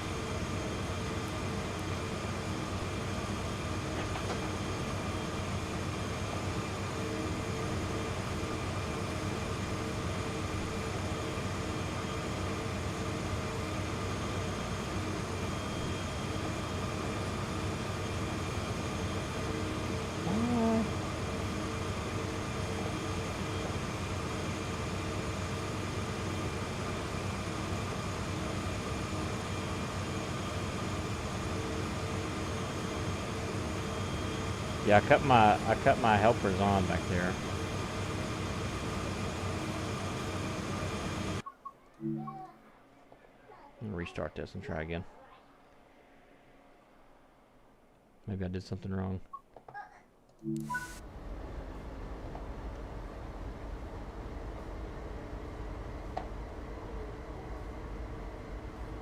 Alright, gen field on.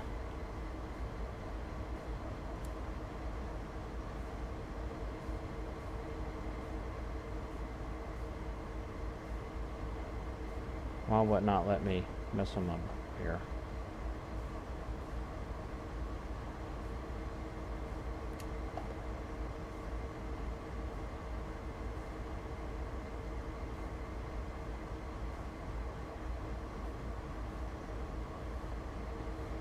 Oh yeah, that's right. You did tell me that. You told me that last night. Okay. So you'll never claim to be an engineer.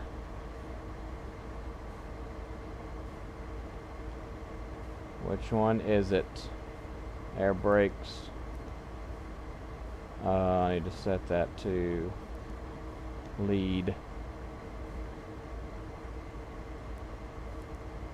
I just want to do all of them to lead. Oh, I didn't mean to do that.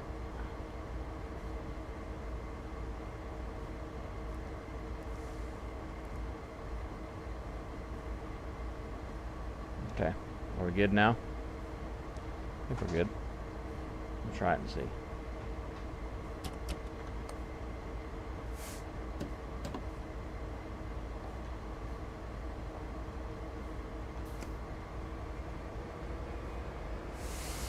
Oh, that's it. Now we're talking. Hey, Northern's got your date on March the 6th. Nice, man. Glad they have helped. Love to hear it.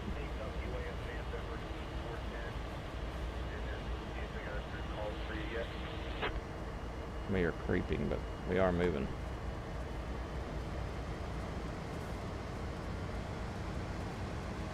Am I going to catch wheel slip right now? Is that what I'm about to have?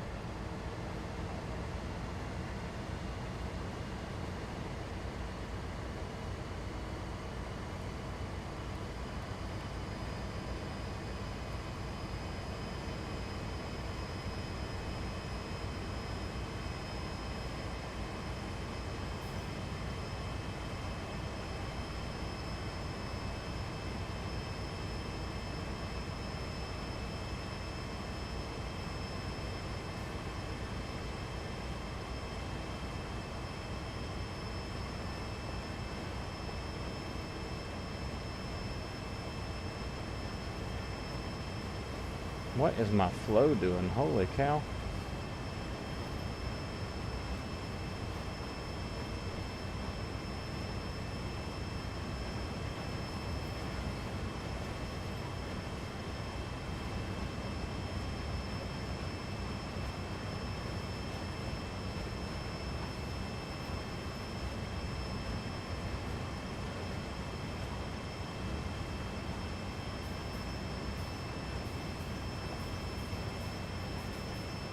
Make me line up my own switches, I guess.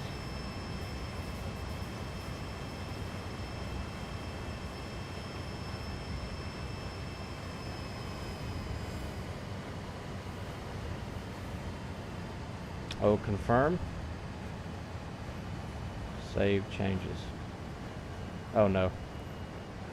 I just went to trail.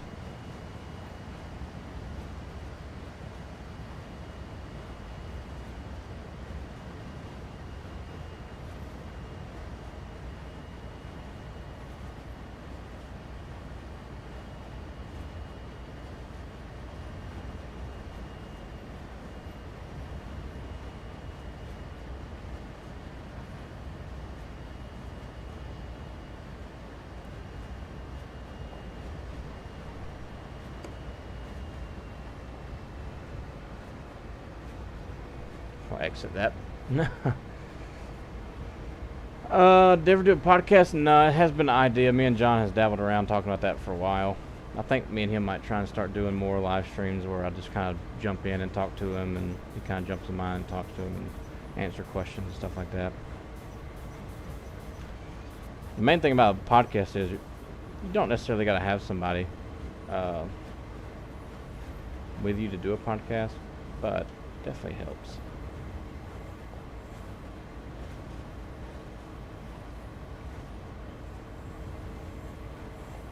Oh, Tactor, I think I got a ways before I get.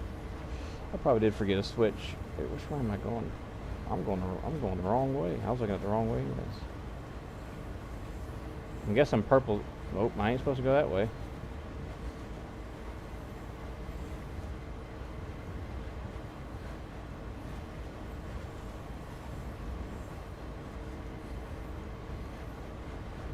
It says I need to go on this track. I need to cross over. Okay, it's got me lined up. Good. Looks like it. You're on the wrong line. Yeah, it does.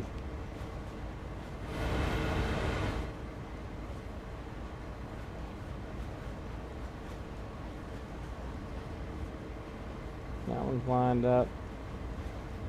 Good, good, good. And right here, it's like they have me crossing over.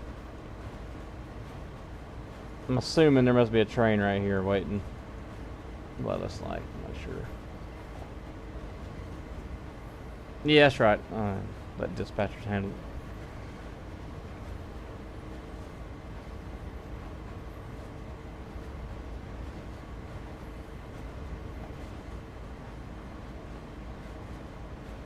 Altoona's in the game on the horseshoe curve route. Nice. Yeah, dispatcher's problem now.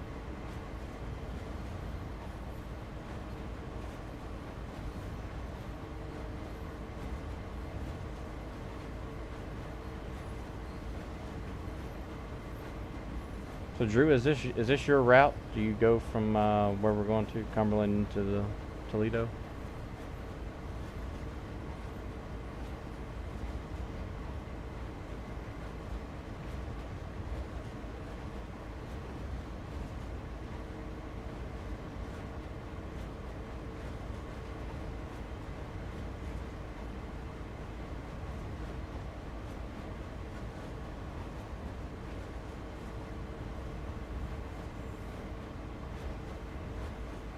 Are you stuck in the yard? Nice. See, I enjoy switching. I like being in the yard. But I was fortunate enough. I got to experience both. Because Sheffield, you either could work in the yard, you could work a local, and go work different yards. You can work in Memphis yard, Decatur yard, or you more than likely on the road.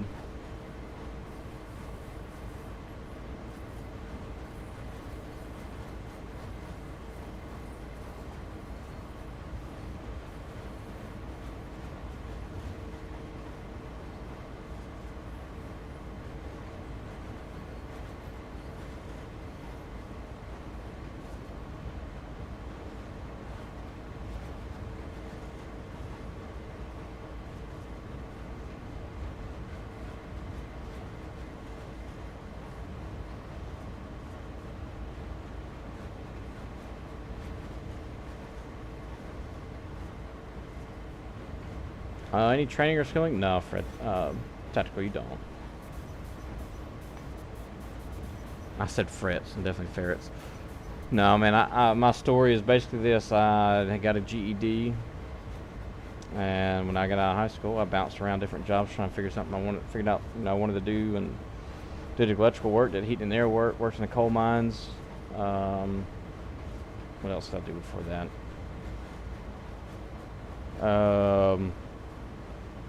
Man, that's such been a long time ago.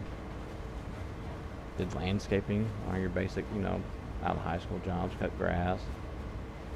And then Katie's sister was married to a guy, and he was a little bit younger than me, but he was working for a company called Road and Rail, which they're just a contractor for Mercedes, and we dealt with auto racks, and that's where it all started. I went there for 10 months, and then left and became a car man for several years. was a carman for several years, and that's when I applied to NS. Carman, I got to switch around, got to run the engine, little yard engine. Got to switch rail cars. That's when I went to NS. And after NS, I never went back to it. I did interview with NS 3 times after I got laid furloughed, just for really learning purposes for the channel. But interviewed for a carman position, interviewed for a conductor position, interviewed at Watco, which is a short line.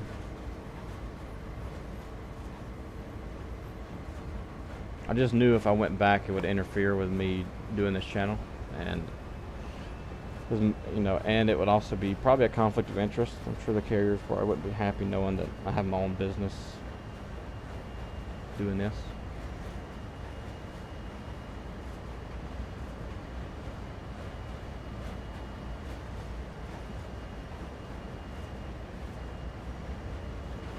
Oh, y'all doing some runarounds, Drew, huh? Take the power off the other end, put it on the other end. Just have to do a lot of that in Sheffield.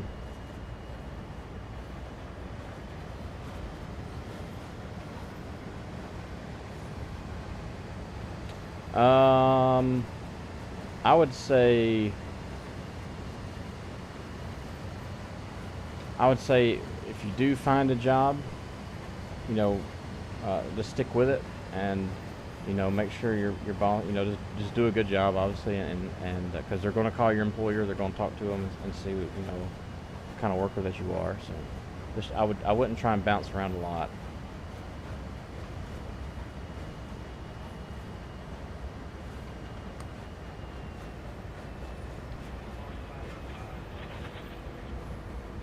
Oh, nice, that's good. I guess that's the plus side of working in the yard. You get to go home every night.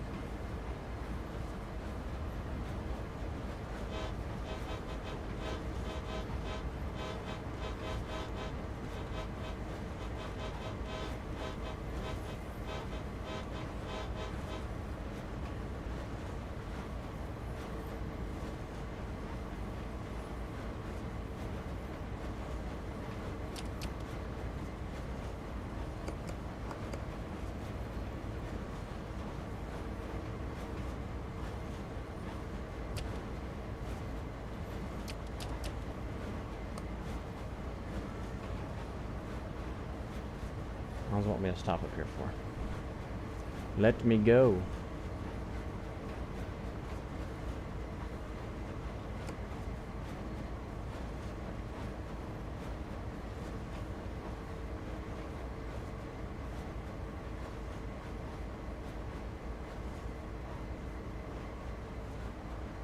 Oh, Drew, I saw your message now. Yeah, you just want to see the aspect. Yeah, yeah, it's pretty cool just seeing how everything works, being on the road, seeing how that works. Yeah, the extra board. Yeah, I know Kurt. Well, I know him through YouTube. Yeah, he found my channel. Went to NS, went to training, and some people like to hate on him because I think he quit or whatever the case may be. But it doesn't matter. He's still got a lot of knowledge from his experience that he can share. So he's got good stuff.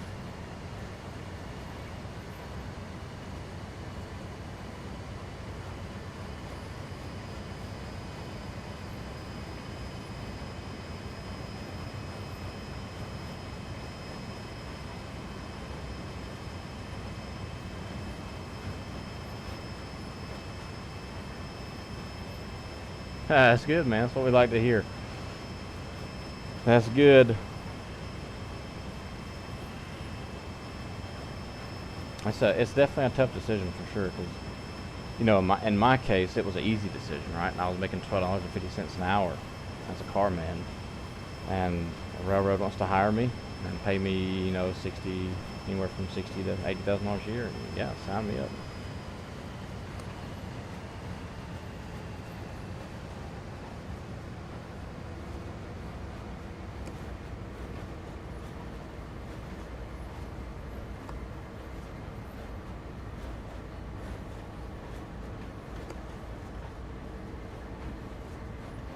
Yes, yeah, I love locals too. Locals, anything with switching, I was all about. I didn't care what it was.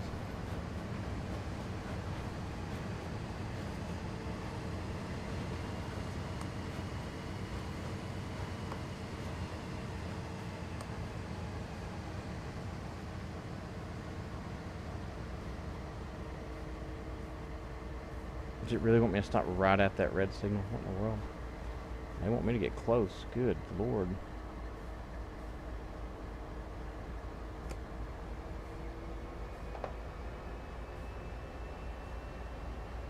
Uh-oh. I was going downhill too. That's nice.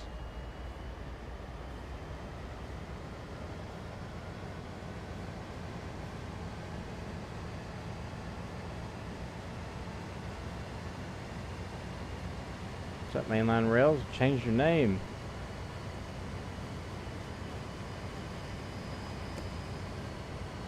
Change your name from last night.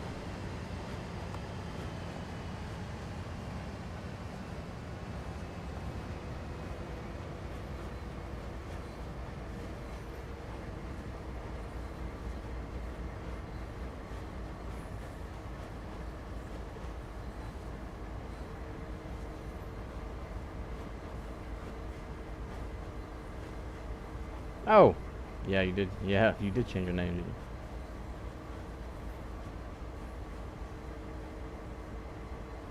didn't you? Anything with switching, I was all about. I could show you on Google Earth the local I used to work in Decatur. It was super easy, but it was fun. I enjoyed it.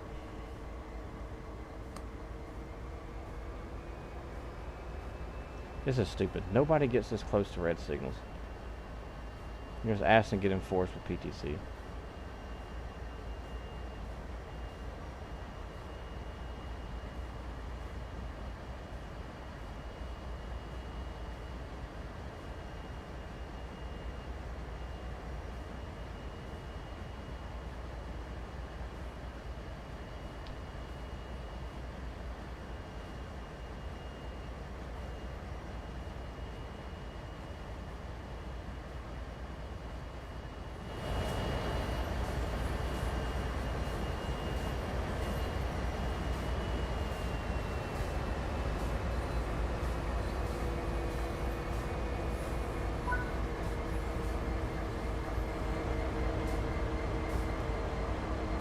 Okay. Got a signal. Yeah, no one does that in real life, guys. Engineers will stop way before they ever get in close.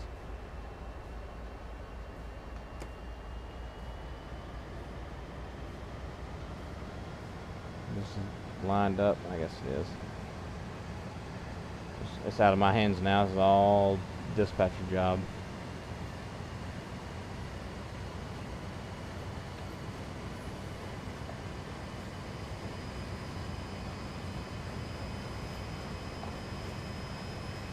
This seat's a bit ridiculous. I know that.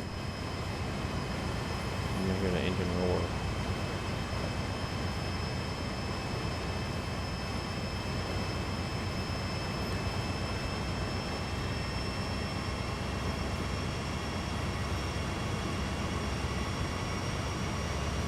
Yeah, we used to have a few engineers when I was working. They would, that yellow line and that red line on that PTC screen, they would get, whenever we're stopping at red signal, man, they would keep that thing so close, and it'd pop up and flash yellow, and then they'd stop. It's like, man, why are we even playing like that? I ain't trying to get fired. In real life, how do we know what the signal indicator is? If we can't see it, it's on the PTC screen, which is not up here at all. But on PTC, it shows your signals like, 2, 4, 10 miles out, something like that.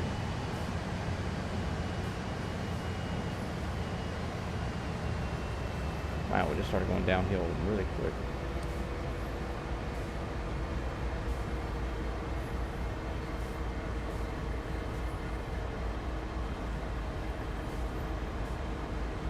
Plays fat, yeah. Yeah, some of those guys are dangerous when you gotta watch them.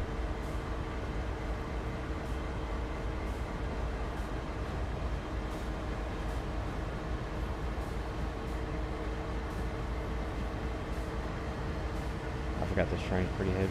6 tons. Not that heavy, really. In real life, it's not that heavy at all. 19,000 tons. That's a little heavy. The heaviest train I've been on. I think 40 million pounds.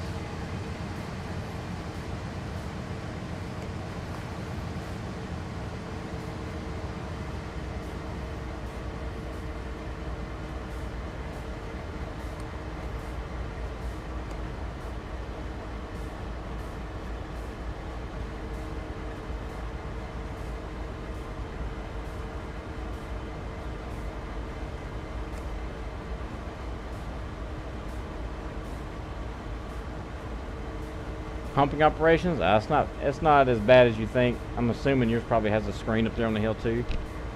So you know you'll take the RCO, you'll run down to the end of the receiving yard, shove back. Once you shove back, you'll either catch a ride or walk back. And once you get up there, when it hits that scanner, that screen up there shows the rail car numbers, and then it shows like a greater than sign, and that's where you make your cut. So you'll say like, you know, car 1001, keep that together with car 1002, and then make a cut there between 1002 and rail car 567, whatever. Just pull the pin where it says and let them roll off the hill. Take it easy, man. Just a rail line. Just take it easy, buddy.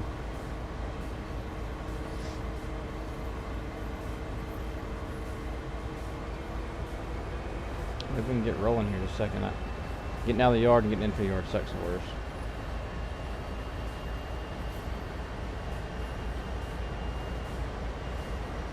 No, I haven't seen that one, Trainmaster. I would crap myself though. I know that.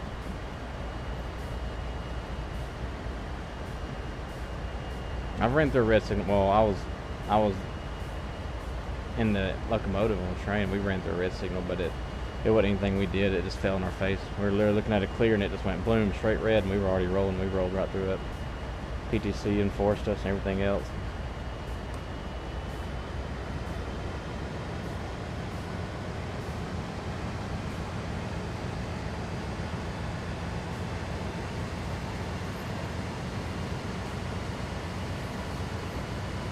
Yeah, what? I was brand new, man, and the engineer, Jeremy, I had to go walk the train, of course, so we got enforced. We went to emergency, so I had to go walk the train, make sure we're good. And I was nervous wreck, and he phoned up dispatcher, told me what's going on. Train master, called all them, told me what was going on. And I thought we were in trouble. I was like, man, I hope we're not, I was brand new. I was like, we better not get in trouble. I'm still not even on my probation yet. And I get back on the train. He was like, man, you all right? I was like, we fired? And he started laughing. He's like, no, man, we're not fired. Nothing to do about that.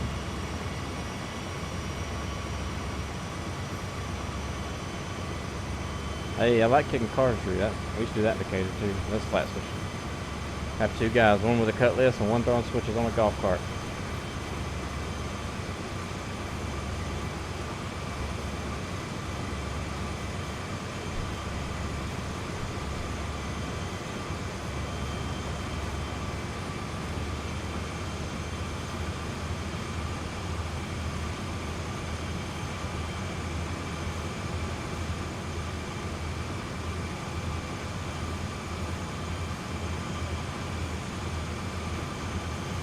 Definitely tell the DPUs are working.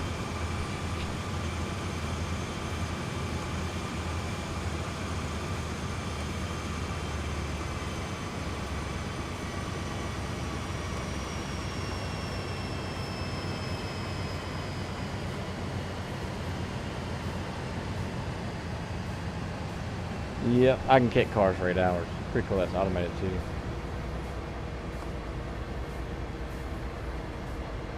Of course, I guess when it don't work correctly, then they go on the wrong track and you gotta reach in and grab them again.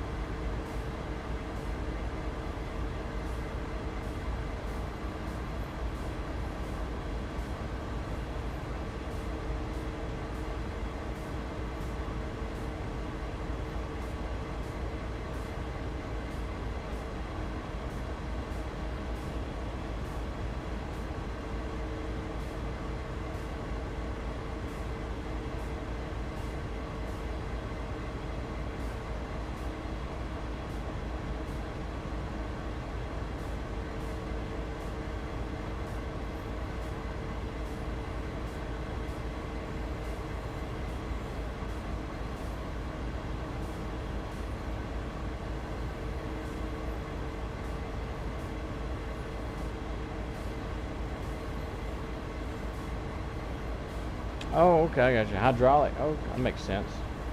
I guess that would make sense. Probably just because we used to have spring switches too. You know, I don't know if you have spring switches where you're at, but spring switch you can run through. You can run through it and it'll sling it the way you need it to, and then after about 30 seconds of not having any pressure on it, it just closes back Go and lines back up with the main line.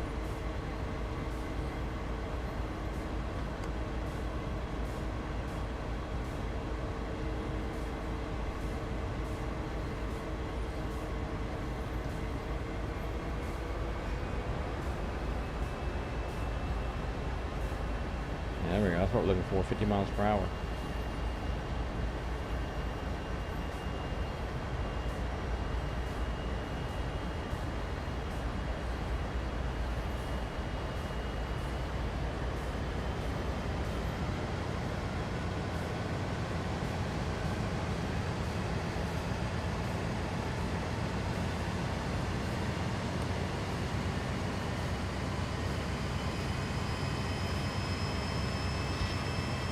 Ah, 20-minute ran on the spring switch. Yeah.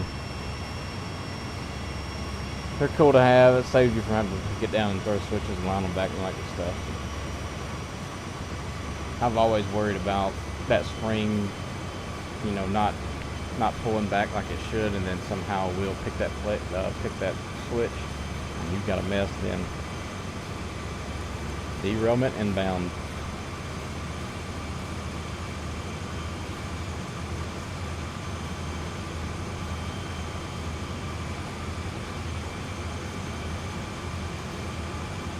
Yeah, I work the same hours every night now, though.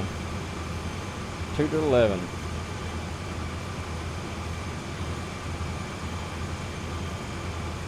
When you shove a train, do you stay at 6 pounds, or do you stay at 90 and use dynos? I think some of the engineers I worked with, it really just depends on how heavy their cars are. If they're real heavy and we're single power, some of them will shove there. If we only got a handful of cars and they're not too heavy and fairly light, they'll just keep it on 90 and they'll just use independent brakes. I think it kind of depends on the engineer, I guess. Random derailments? I'm not sure, man. It depends. You could be breaking knuckles or something like that. You never know. I should tell you. I wish they would tell you.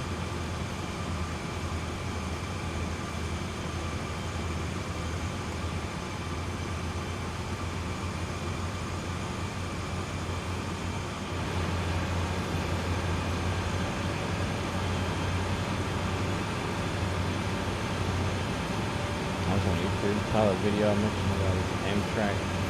Oh, it's the Amtrak 20. Interesting. That's more than likely on our district. Because we had Amtrak 19. I bet 20 was. I think Amtrak 20 ran 2 times. Let me see if I can find it. Amtrak 20 stop signal violation. Let's see. I'm curious now.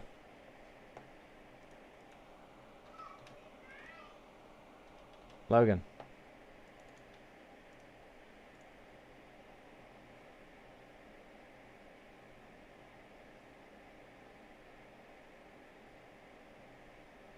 No, it says Rio, Virginia. Okay.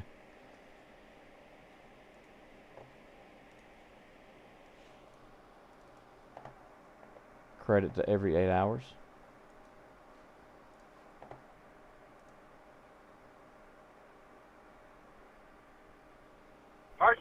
Emergency, Amtrak 19 is an emergency.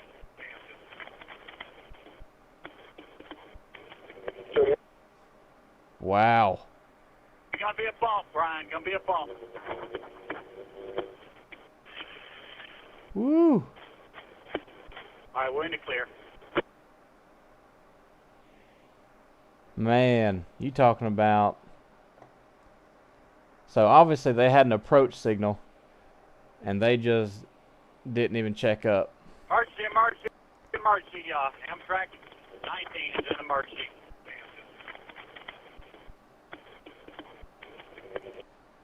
What kind of engines was that right there? Okay. Man, you talking about... That's rough right there. He says gonna be a bump. Gonna be a bump, Brian. Gonna be a bump.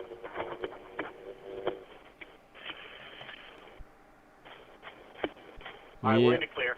They're fired. That's wild right there.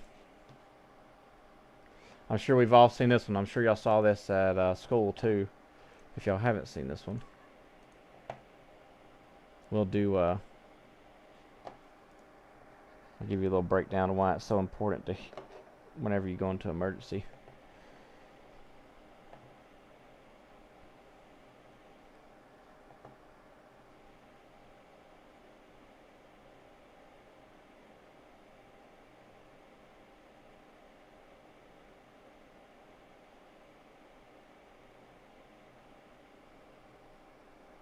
Signal maintainer vehicle.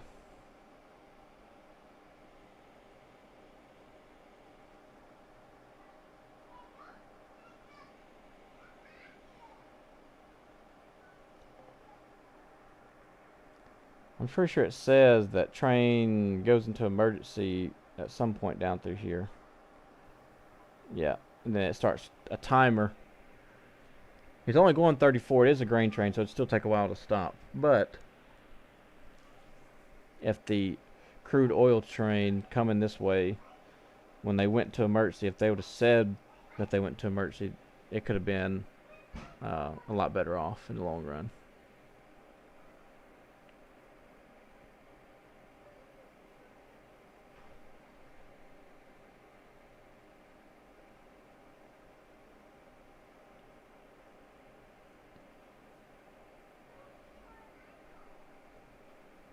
Time since derailment. So they've already went into emergency. And the conductor or the engineer on the other end hasn't said a word yet.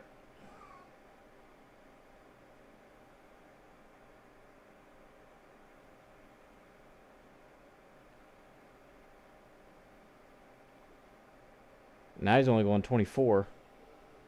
This grain train. He could have stopped. Signal maintainer, train going through Castleton. That's over.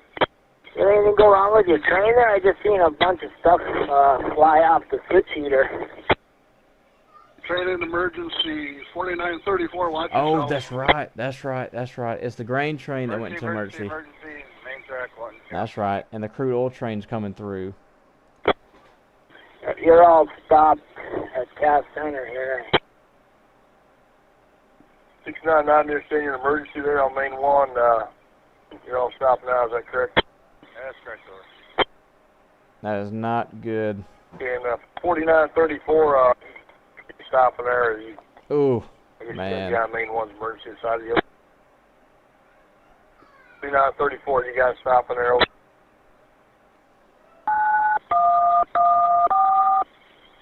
We are everywhere. We are everywhere. There's a fire. We're a key train. Get out. We're a key Yeah, train. come on out, East Metro. It's emergency. We are everywhere. Key train, we are on fire. Wow. Which train is on fire there? Is that the 6990? 4934, 4934, we are derailed. We are all over. We gotta go. Grab your portable. Okay, 4934 is on fire. Gotta go. All right, well, call me as soon as you can. It's nuts. So I had that all wrong. It's been years since I watched this. It says grain train went into emergency. That's why they were slowing down. And right when it went into emergency right here, they could have said something, and it probably wouldn't have been as bad. They may have jumped the tracks, but I don't know, man. That's why it's important when you do go into emergency, especially on two tracks like this. Signal maintainer, train going through Castleton. Yeah, that's tough right there. You're all stopped now, is that correct? That's correct, over. And it says emergency brake application engineer induced it. And let's see when that pops up right here. There on main one. He's going 43. Slaps in emergency. It's you're going all to show you stopped now, is that that emergency correct? don't really work. That's correct, over. 43, 42. And 4934, Yeah, stopping there. he dropped 1 mile per hour. Yeah, main one's emergency side of the Yikes.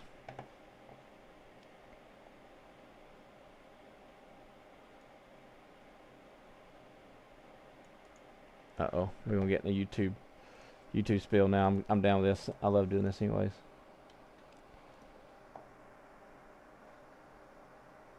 Oh, the Thunderbolt. Nice.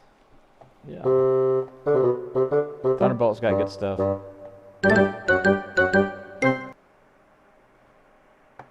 All his years of roughing, never heard anything like this. Give context.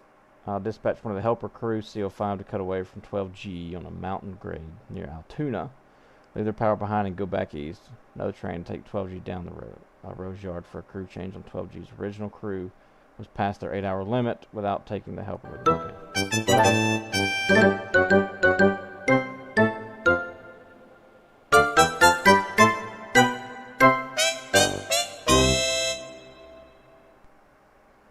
Allegheny. Oh, gee, Allegheny. Go ahead there, over.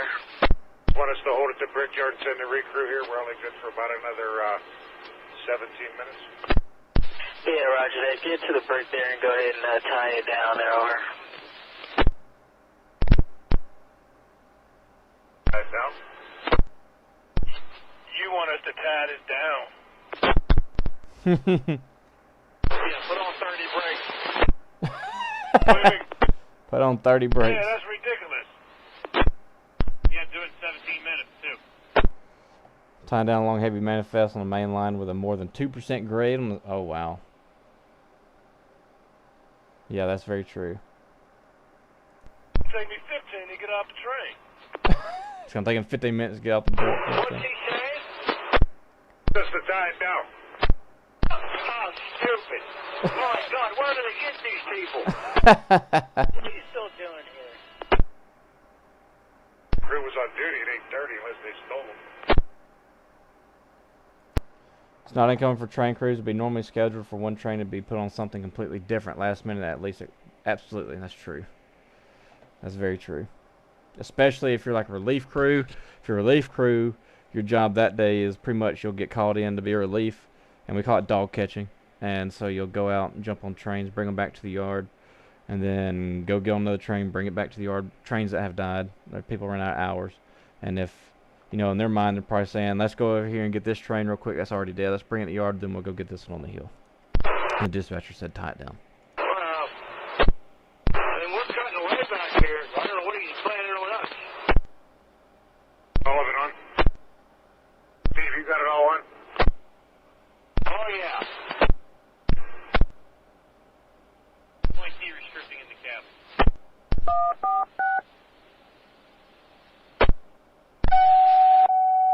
Alright, talking to the dispatcher, idiot. Alpha on a connector. Can you shut your rear light off, please? Thank you. Allegheny. 1059 Allegheny. I'm sorry, who's calling in? I could barely make you out. The N59. Go ahead there, N59. You want a connector here at Homer behind one? At the 7230 East, 7236 West. Low number for fuel will be 1,300 gallon. And bulletin 4383, over. Alright, roger that. Good numbers, over. Roger. 12G Allegheny. Okay, so for context on that one, what that was is that was a relief crew telling the dispatcher how many gallons of fuel they had, and you have to verify your bulletin. So their bulletin number was 4384. Then 4383, over. Alright, roger The that. dispatcher comes in and says, yeah, okay, that's a good number. Good numbers, over. So that way the conductor knows, alright, we've got up-to-date bulletins of any slow orders or anything like that. Roger. 12G Allegheny. 12G to CO5. Yeah. I get 3 steps so I can put some brakes on. Yeah, you got 3 steps from 72 or 7333. Roger on the 37333. Allegheny CO5. CO5. In your current location, is there any way for you guys to cut away and tie down that power? Okay, what? In your current location, is there any way for you to cut away from the 12G? Well, where are we going? Back up to MG? No, you're just gonna, I'm gonna have one of these eastbound trains pick you guys up and drop you off at the head end of the 12G so we can get this thing down to Rose to get swapped. Not gonna happen without a helper on the rear, pal. I don't know where you came from, but you've never been out here. Clearly. I'm just asking if it was possible. That's why I'm asking. No, and you should not be stopping these trains on this mountain. There's a mountain up here. Whoever trained you didn't do a very good job at all. I'm lost for words, Steve. I'm lost for Say words. what? Said I'm lost for words. This makes stupid look smart. There's a crew on duty at 8:30, and they can't come to the brickyard to get it. Well, they're probably not qualified, but why didn't we go down one track? There was nothing on it. There's one here in front of me on the other side of the brickyard. Okay.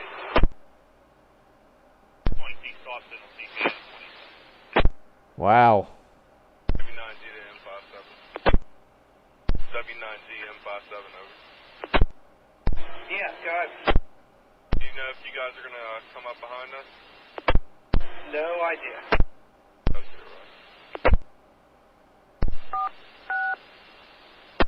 This is what the radio sounds like in real life. And if you definitely get around any type of yard, it gets crazy. Allegheny. Chattanooga's horrible. Allegheny, we pulling, Roger. Rose 59. Hey, tie your power down. I'm going to send J1 for you. I'm going to have him take you up to the brickyard, get on the head end of that 12G, drop it down for a recrew.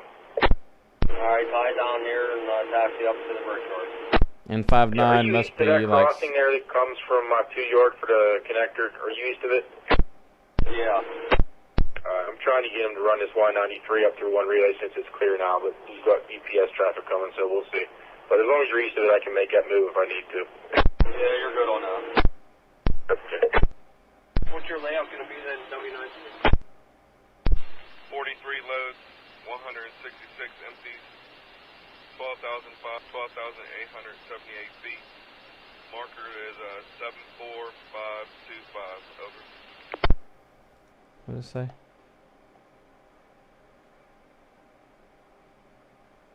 Wow. That's a big train. Okay, no link today. Walk those up conventional. Do you have anything articulated? Roger, 1 articulated. How many engines you guys got today? Still on the head end. Alright.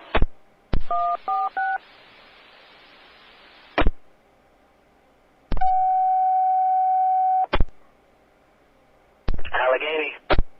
Again. You could tell his dispatcher's getting irritated. 57 Allegheny. Go ahead there, N57. Yeah, this, W9G, and there's 2 units on the head end. We okay to use too? Roger. Hey, Brett. He just walked out the door.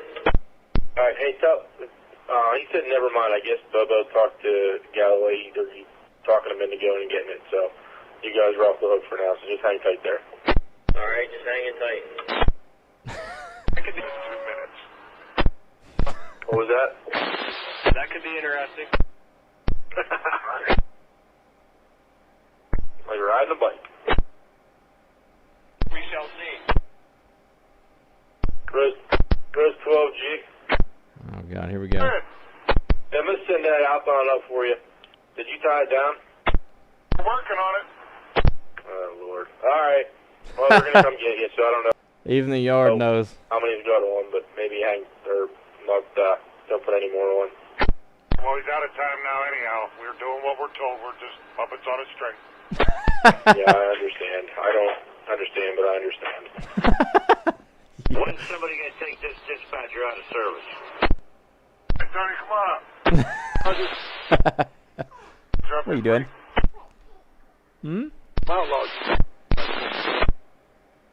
Oh, did you hear him?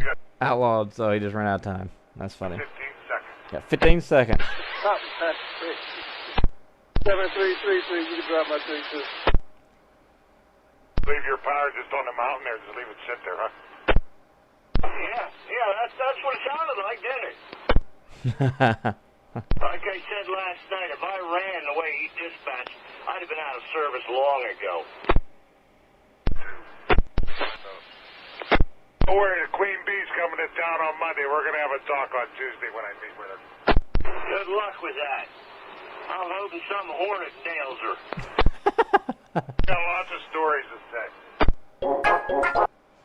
Oh no, Jess. So the dispatcher doesn't know the territory, and they basically told that crew to tie down the super heavy grain train on the side of a mountain with 15 minutes left.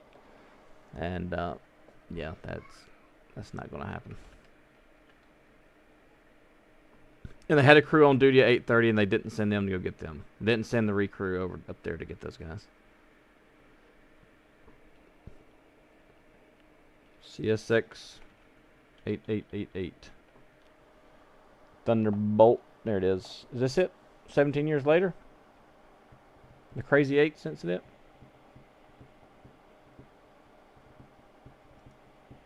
Watch Super Bowl 57 live on Fox with YouTube TV. Yeah, Try it true. free. Terms See, apply. when I was Cancel anytime. there, they had just transitioned to Atlanta, but the dispatchers that we had, Ann, Dave, there's a lot of them, they did know. Chevrolet. They actually went out to their territory. Our prices are transparent. And would actually take a trip just so they know like what they're dealing with. 1 million tons, 100,000 lives, and 100 minutes. And it was one we all know well. Almost unstoppable. No, not that, but you're close. This is the story of the Crazy Eights incident. I'm sure everybody here is subscribed to Thunderbolt. He's got great videos. On May 15th, 2001, a CSX engineer and conductor were going to switch a string of freight cars from track K12 to track D10 for departure on another train at Stanley Yard in Walbridge, Ohio. The train consisted of CSX SD40-2 8888 and 47 freight cars. 25 of them were empty, but 22 were fully loaded, including 2 tanker cars loaded with molten phenol, a toxic ingredient used in glues, paints, and dyes that is very harmful if inhaled or if it hits your skin. The air brakes, however, weren't connected, as this was just a short switching maneuver within the yard, which makes sense. It's not illegal. The train moved north out of K12, passing the conductor, who was positioned on the ground as the camera switch. The conductor advised the engineer by radio of the number of the cars that had passed him, and the engineer acknowledged. With 8 cars to go, the conductor notified the engineer by radio to prepare to stop. No reply. The conductor tried again when 4 cars remained. Still nothing. He then ordered the engineer to stop, but again there was no response. Meanwhile, the engineer noticed a misaligned switch and concluded that his train, although moving slowly, would not be able to stop short of it. He decided he was going to climb down from the train, correctly align the switch, and reboard the locomotive. Seen that happen before. Sounds silly, right? That's because it is. Before leaving the cab, the engineer applied the independent air brakes for the locomotive and attempted to apply the dynamic brakes as well, but failed to do so. But applying the independent air brake also disables the dead man switch, rendering it useless. He then set the throttle at notch 8, or full throttle. If the dynamic brakes were selected as intended, this throttle setting would have caused the train to slow down a lot, thanks to the electric generator. However, since the dynamic braking was not engaged, the setting only caused the train to accelerate. Therefore, the only functioning brake was the air brake, and this was not enough to counteract the engine power. The engineer climbed down from the cab, aligned the switch, and then attempted to reboard the accelerating locomotive. He was unable to do so, slipped and fell, and was dragged about 80 feet from the train, receiving minor cuts before he had to let go. Now, with no one on the train, it becomes a runaway, escaping the yard and onto the main line, accelerating faster and faster. The engineer quickly ran to another employee who had a radio, and he called the yardmaster, who promptly notified the Stanley Tower block operator and the train master. The Toledo branch train dispatcher, located in Indianapolis, was also notified. The train was now proceeding southward on the Toledo branch, also known as the Great Lakes Division. At Galedia Siding at approximately 1:35 p.m., the train dispatcher remotely operated a switch for the train to enter the siding. A portable derail was there, ready to derail the train and stop this runaway. However, it was thrown clear from the track by the force of the train passing over it, and the train sped on like nothing had happened along the tracks. Cow. Then local police come up with an idea. Shoot to kill. The idea? Use a buckshot on a rifle to hit a fuel shutoff button near the fuel tank. But guess what? Don't work. Has to be held in to actually do anything, rather than pressed for a millisecond by a bullet. So Crazy 8 speeds on a little bit. A few brave locals tried jumping on board the locomotive, but they chickened out as they realized she's going much faster than intended. Meanwhile, northbound train Q63615 was directed by the dispatcher into the siding at Dunkirk, Ohio. The crew was instructed to uncouple their engine SD40-2-8392 from their train and wait until the runaway passed their location. Sure enough, at approximately 2:05 p.m., the runaway train roared past the siding, and after the switches were realigned, 8392 chased after the runaway.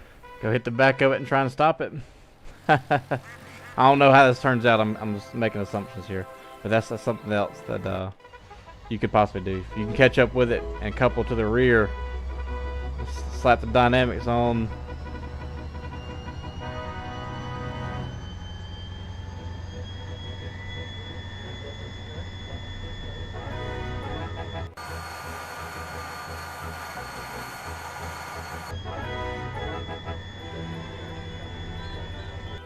Another engine, a GP38, was primed and ready ahead of the runaway to couple up to 8888 and push her back. The idea seemed dangerous, but was carried out nonetheless.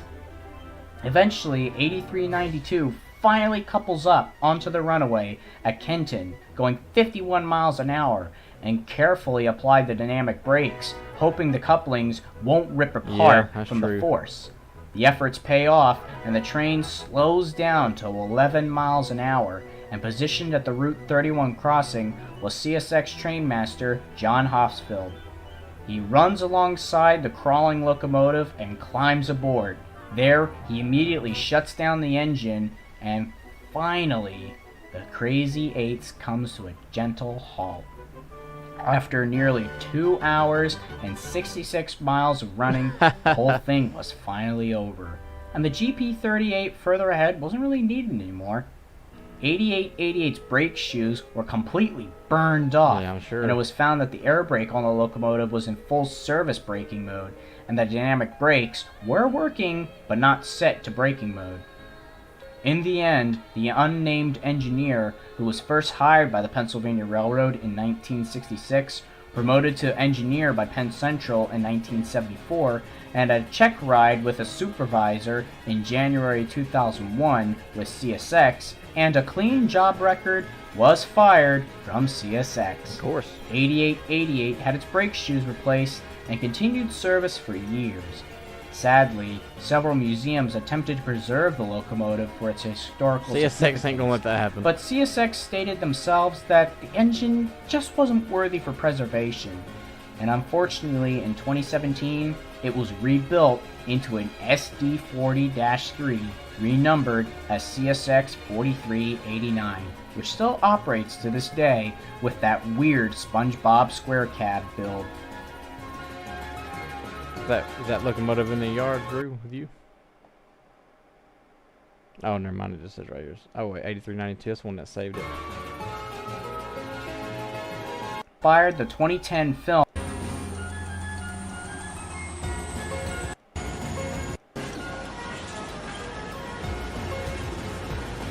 Cool video. If you type in Track Authority NS, you'll hear Brent Callglazer. Oh, look, I know that guy.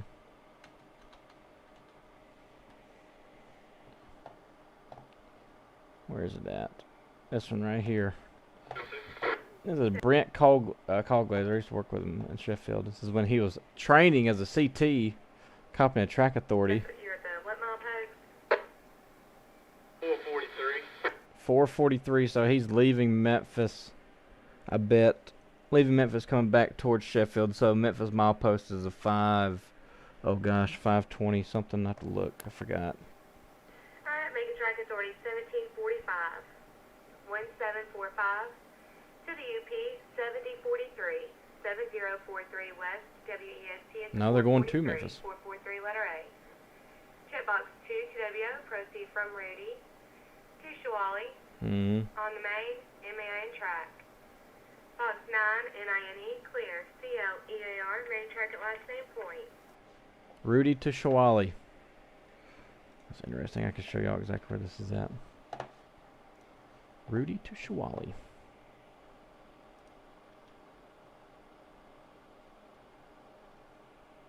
Where am I at? There we go. So here's Muscle Shoals Yard, or Florence. It's really Muscle Shoals, but very, very small. Where's it at? Pretty easy to miss because it's not that big. Here we go. Oh, yeah, CSX, yeah, EC-1 for me, that's right. This is where I hired out of, so pretty easy yard. Our main line's here. This is going to Memphis. This end of the yard is going to Chattanooga. This is the class yard, the hump yard. This is the forwarding yard. And this track right here, next to the road, that's the thoroughfare. And these tracks over here are the receiving yard.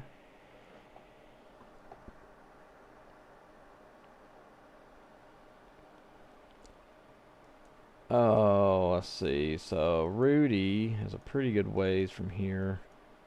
The track is just, it just does some crazy stuff right here. Come out of the yard, come around this turn, and it cuts back, and yeah, it comes back this way. So I don't know if you've ever heard me talk about the story about us almost hitting that freaking car that jumped the ravine, but it happened right here. There is a siding up here, and it's called Pride, which is Pride office right here. And where is that siding at? There's somewhere right in here. There it is. So we were coming from west to east. We were coming down this hill. This is actually a downhill grade. I don't know if you can actually see it if I put this on the road. There's an 18-wheeler in my way. Get out of my way, 18-wheeler.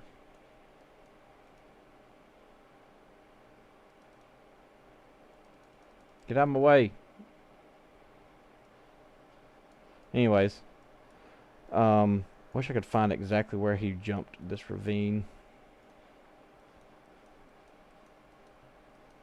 It was right here somewhere.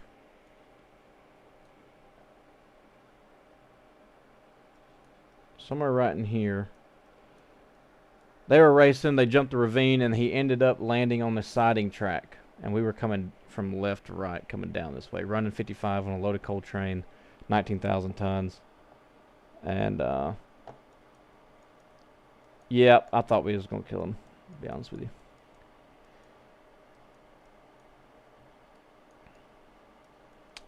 Rudy. Got a long ways to go to get to Rudy. Glenn. Corinth. Let's see, Rudy is past Corinth.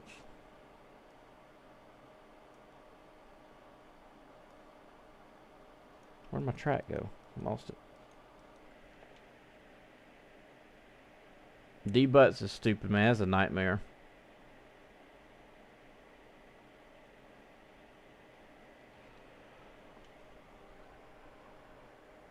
Oh, okay, yeah, we got something like that too, Drew. It's called a, it's just a track authority, but we call it a work between. There it is.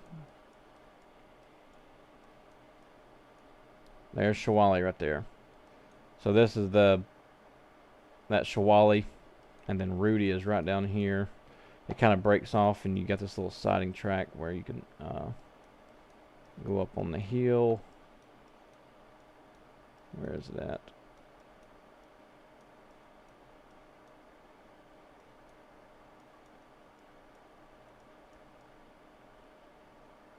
No, that's not it. That's our freaking... Wait, yes it is. So this signal right here is Rudy. That's so for reference. This is where they were at. They were probably coming down the track because typically they would give you a track authority if you're still rolling. So the current track authority is probably good until Rudy, because Rudy's a control point. And so she gave him permission to go from Rudy to Shawali on the main, which is our main line here. 1745 has 2 boxes, 2 and 9. Dispatcher D. Bellevue may be the biggest yard. Chattanooga's is stupid. 1745, 1745, UP, Union Pacific 7043, 7043 West, WSP at 443. That's 443 letter A, checkbox 2, TWO, proceed from Rudy to Swally on main MAN track. Checkbox 9, NINE, clear, CLEAR main track at last name point, copied by code ledger, acknowledged by Jackson, dispatch CW. Copied by Cold Glazer, acknowledged by whoever it was. That's how I know he was training. Switching small customers. Distant signal, he's got good videos too. Oh, don't get me started on that freaking video. Woo.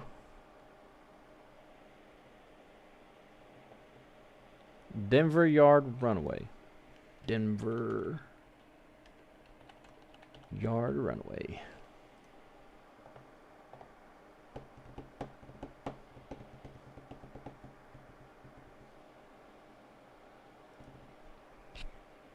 Although almost no one knows of this wreck, people can still learn from it. Like why you should never leave tank cars unattended with neither the handbrakes nor the air brakes set. This is the story of the Denver Yard train wreck. Denver Yard train. I'm going to download Run 8 while I'm watching this. In the early morning hours of May 23, 2007, a switching job at BNSF's 31st Street Yard in Denver, Colorado, were doing their duties moving cars around the yard, making up consists to prepare for departure. This switching train was led by GP35U2505 and GP28M1532. Up the line in another yard, another switching crew was taking care of 34 white tank cars, all loaded with, out of all things, beer, specifically Coors Light, to put them on another train after they had just left the Coors Brewing Company facility in Golden. However, the conductor or brakeman made a critical mistake. They left the 34 cars unattended without their locomotive. Since the locomotives weren't coupled to the rest of the train, their air brakes had no effect on the brakes of the Coors tank cars. Since the yard was situated on a 1% downhill grade, the only thing that could prevent the tank cars from running away are the handbrakes. These brakes were not set either. With none of the brakes applied and all the brakes released on the tank cars, after a few minutes of collecting air, they started to roll down the hill towards BNSF's 31st Street Yard, where the switching job mentioned earlier was working. The crew of the 2505 got an emergency message on their radio stating that the runaway tank cars were coming right for them on their own track. They hear this call and bail off the engine, but not a moment too soon. I like this guy's music choice. The unattended tank cars slam into the two engines, doing over 40 miles an hour. This acceleration was solely due to gravity. The cabin car body of 2505 was sheared off. Wow, look at the traction motors. And the long hood of 1532 was also destroyed. Thankfully, both of the crew members made it out uninjured before the wreck. Almost immediately, the blame was placed on the crew in the other yard, the one north of the 31st Street facility. Their negligence allowed the 34 tank cars to run away, destroy the engines, and spill a gross mix of beer and asphalt all over the yard. The engines that were hit by the runaway tank cars were moved a short distance to the locomotive shop at the same yard, where 2505 was gutted and scrapped, and 1532 was repaired with another long hood and put back into service just a few months later. In addition, it was painted into the H4 paint scheme. This isn't the first incident of a runaway cut of cars due to crew negligence, and it doesn't look like it'll be the last either. Nope.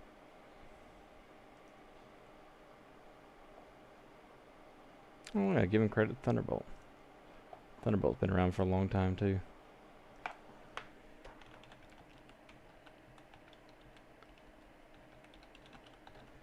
Crazy derailment's what pops up. Yeah, see, I've watched this one before. That right there is bad, bad. That's annoying, I know that. You'll see these guys. I'm pretty sure this is the one you see the guys jump off the engine.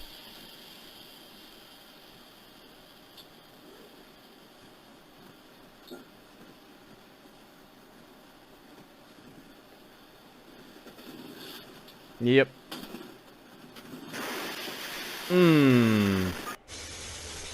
That sucks right there. Bail! Is this one where he barely taps him? Oh, those guys are running too. Look at him. That one wasn't too bad. It definitely tore some stuff up.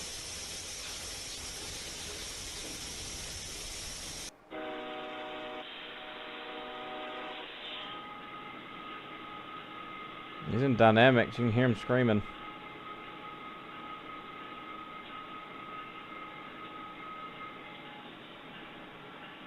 Oh no. Oh no. Oh, that's right. Yeah, I've seen this video before. Man.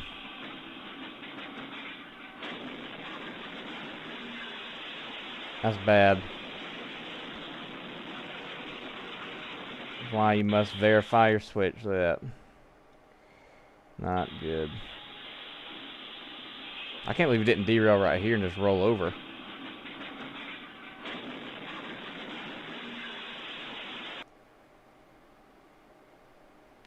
Golly. Like a slinky.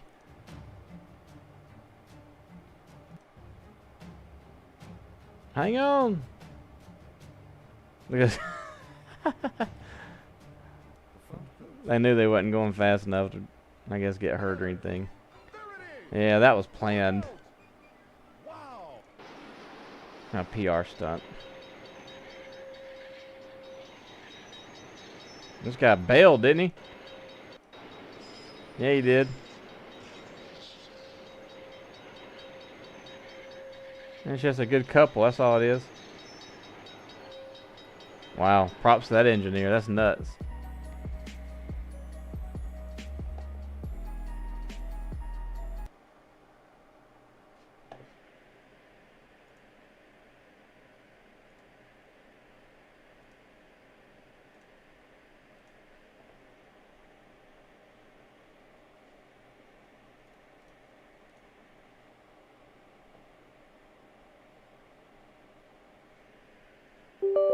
Run. Install run 8, yes. Train wrecks. Let's see what V12's got. V12's got good stuff too. And enjoy cable-free live TV with YouTube TV. Terms apply. Cancel anytime. For 46 years straight, more of you have trusted Ford F-Series trucks to help save the day. Stretch the weekend. Haul. Sebastian DeYoung.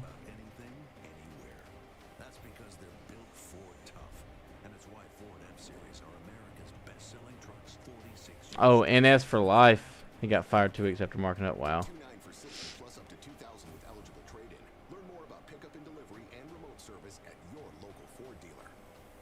Oh yeah, Sebastian. Yeah, that's right. Yeah, I've seen that video.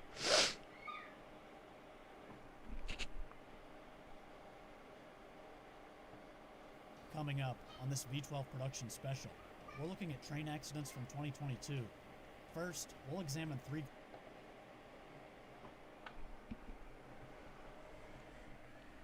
Yeah, I talked Drew. I don't know if he was in here earlier. One of the conductors that was on that train reached out and sent me a message today.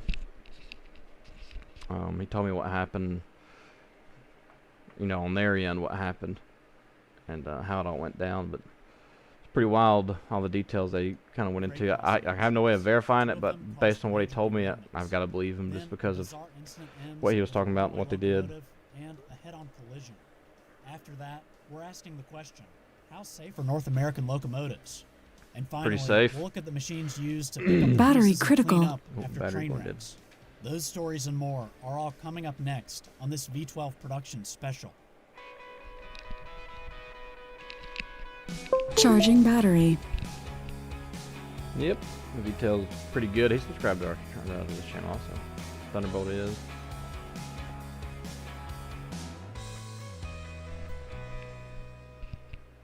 Hello and welcome to this V12 production special. Thanks for joining us. Today we're discussing a topic that can be both interesting and frightening: train wrecks. Railroads are an essential industry. They run through big cities, small towns, and countless neighborhoods across America. From Georgia. Trains carry Nice. goods and passengers from coast to coast.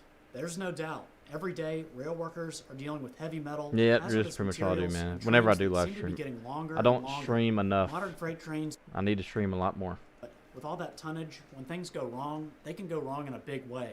So, in this special, we're going to examine several derailments and accidents. We'll try to understand why they happened and how we can stay safe around the tracks. First, dramatic video showing something that happens far too often in the U.S., a grade crossing accident. Yeah. Friday the 13th. Once you get on the road and you start running on road trains, you'll see just how many people don't respect trains. And they just run out in front of them, they don't care. And it's crazy. Turning onto the train tracks. Yeah, wrong. The driver tries to back out, but can't. Then, things go from bad to worse. The crossing gates are activated, and a train is on the way. Time to go. There's no audio in this surveillance video that was posted on the Duluth Police Department's Facebook page, but you can probably imagine what the collision sounded like. Looks like the car took out one of the crossing gates as it was hit. That'd be Luckily, cool to police watch. say Knowing that no one got injuries were hurt, reported. it'd be cool to watch. Furthermore, they say the driver told them she was unfamiliar with the area and accidentally turned onto the tracks and got stuck. This all happened on May 13th, 2022, around 9:45 p.m. Oh, wow, here that happened last at the year. crossing Okay. on West Lawrenceville Street near downtown Duluth. This is the camera that was pointed at the tracks the night of the collision. After spending a little time at this location, I would say this is a fairly busy crossing. There's pretty steady road traffic. Ding, ding, ding, ding, ding. And according to the US DOT crossing inventory form for this crossing, there are an estimated 9 total day-through trains, 8 total night-through trains, and 6 total switching trains. The form says the train count data is from 2021. The tracks here are operated Yeah, from that's Norfolk right. Southern. They go from Atlanta, Georgia to Greenville, I still got some Carolina, consist of our and coal the train trains. involved in the collision was headed south. What are you doing, boy? DOT crossing inventory form says the typical speed range over the crossing is between 50 and 60 miles per hour. Yeah, getting it. Fun running 60, man. It's scary, but it's fun. As we should all know by now, freight trains take a long time to stop, especially at those speeds. Amtrak runs 70. Choo-choo train. Amtrak trains also pass through Duluth, and they often run at higher speeds than the freight trains. According to the US DOT crossing inventory form, the maximum timetable speed here is 79 miles per You can get hour. here? Searching the crossings number on the Federal Railroad Administration's website, only 2 highway rail grade crossing accident incident reports come up. One from 2019 and the other from 2004. Both involved cars, but fortunately, no injuries were reported after either accident. So what do you do if you see something like this happening, or if it happens to you? And keep in mind, I've mentioned some of these things in previous videos, but I think it's worth repeating. First of all, if there's immediate danger, get to a safe location and dial 911. Now, if you don't see or hear a train coming, find one of these blue and white signs. These are called Emergency Notification System, or ENS signs. They have an 800 number you can call, along with the crossing's number. Yeah, you can that's get right. to the operator to Just tell them hang on to exactly the where horn. you are. It's pretty clear. Grade crossing accidents are a problem here in There the it is. U.S. According to FRA statistics posted on Operation Lifesaver's website, there were 2,131 highway rail grade crossing collisions that occurred in 2021. Also in 2021, Georgia ranked third. Where's in number of Alabama? Alabama's number 7. Doesn't surprise collisions me. behind Texas, which was first, and California, which came in second. You should always expect a train when you're near the tracks, and don't stop on crossings. Remember, trains are wider than the tracks, so just because you're not stopped directly on the rail doesn't mean you're out of danger. Make sure you can completely clear the crossing as you approach it. Yeah, rank number 3. You know, warning signs and devices are here for a reason, to keep everyone safe. Everything stayed on the rails in that last video, but unfortunately, some grade crossing accidents end with the train on the ground. This was the scene after a Holy CSX cow. train hit a tractor trailer in Douglas, Georgia on February 7th, 2022. The drone video you're seeing is courtesy of the Douglas, Georgia Fire Department. According to the accident data as reported by railroads on the FRA's website, the train was going 54 miles per hour. The accident data also said 2 railroad employees were injured. Wow. You can see CSX locomotive number 777 is on its side next to a parking lot, and intermodal cars are off the rails. These photos, courtesy of the city of Douglas, show us what the scene looked like on the ground. Meanwhile, as the drone flies forward, we can see the crossing where the impact happened. And it looks like the truck was hauling small fishing boats. At Donahue Chevrolet, our prices are transparent. Was it CSX? Was it L or I-125? I wonder if that's on YouTube. Grade crossing accident involving I a don't know if y'all tractor can hear that. I trailer. don't blare And this y'all's one ears out. was hauling a much bigger load. Trains are rolling through Collegedale, Tennessee today, just like they have for decades. Oh, this happened just not too long ago. But on Tuesday, December 20th, 2022, the scene was much different. A Norfolk Southern train was off the rails after hitting a truck. But this wasn't just any tractor trailer. This one was hauling a 134-foot concrete truss beam. Here's part of the specialized trailer not too long after it was hit. The Chattanooga Fire Department shared these pictures on its Facebook page. At the time they posted the images, they said personnel at the scene were working on stopping a diesel and lube oil leak, but no other hazardous materials were involved. Hi, you're loud. According to the Hamilton County Office of Emergency Management and Homeland Security, 2 railroad employees had minor injuries and were transported to area hospitals. That agency also reported on its Facebook page that, according to fire officials, the truck driver was stopped on the railroad tracks waiting for a traffic light to turn green. I do not know about his condition after the accident. Let's just hope everyone is okay now.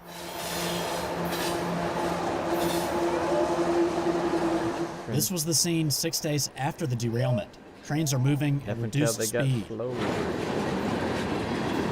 And by the way, Collegedale, Tennessee is about 20 miles. CSX derailment cab video. Thank you, V12. You're the man. Let's see. Was that it? No.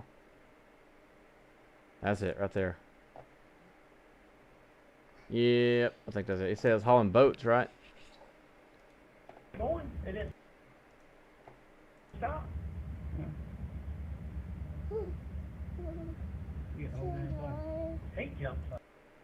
It wasn't. Is that boats? I don't know what that is. Jumps a hell of a. Man, you can see the engine picked up. You can hear it. Yeah, it's off the rail right now. Oh no, and the frog or something that did it right there. Yep. It hit the frog, that was it. Threw it on its side. It was going to roll until it hit that frog right there. Wow.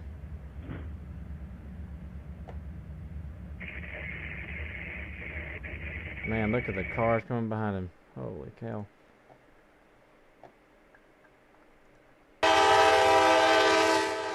That's loud. You know, choo-choo train?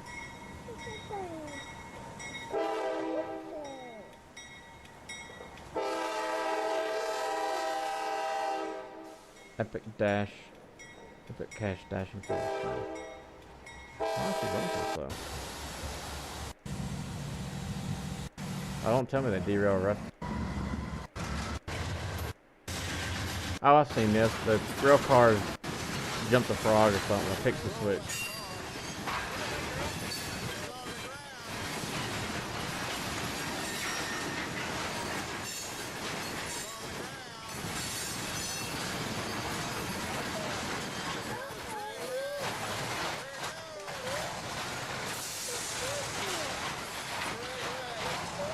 Train wreck. Yeah. That's it. I'd say that's a mess.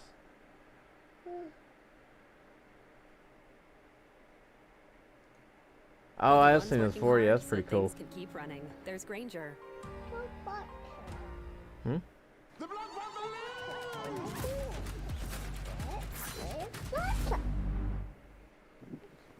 That's pretty cool. I don't know how I would feel about being a conductor in that or engineer in that situation. Bring it down.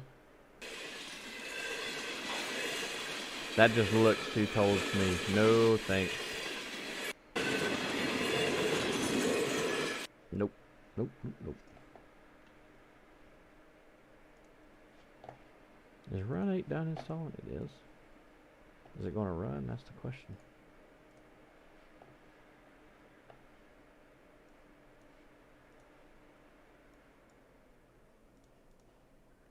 Where's that?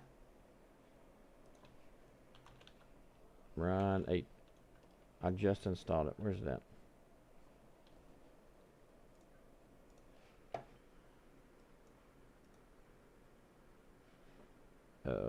Excuse me.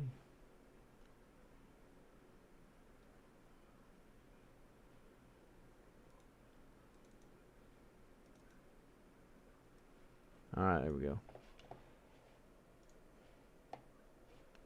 Yeah, whatever. Barstow.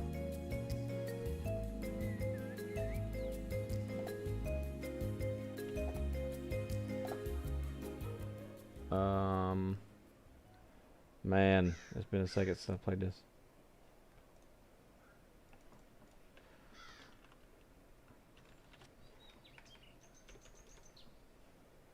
Okay. I forgot how I enter my thing. Let's see. License menu.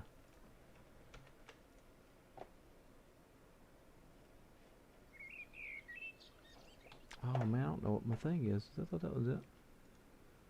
Do do do do do do do.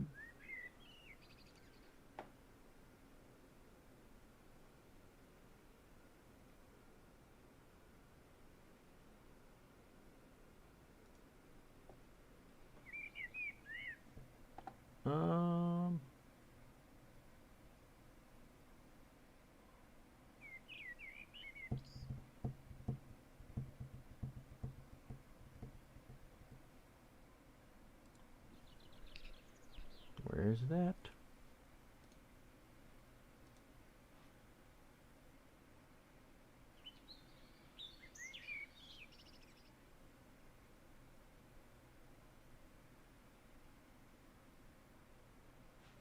Wait, what did that say?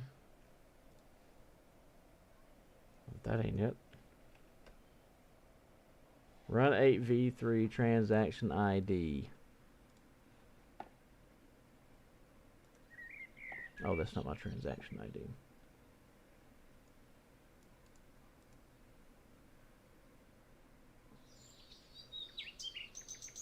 Where's my transaction ID? Oh, there it is. Hang on, fellas.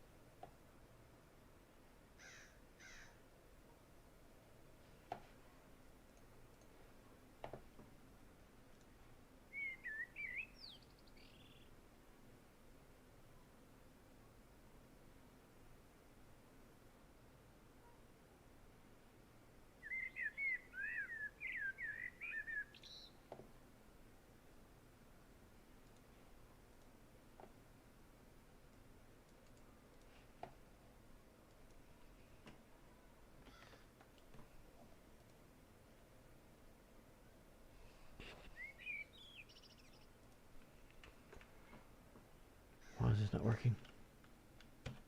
Did it expire or something?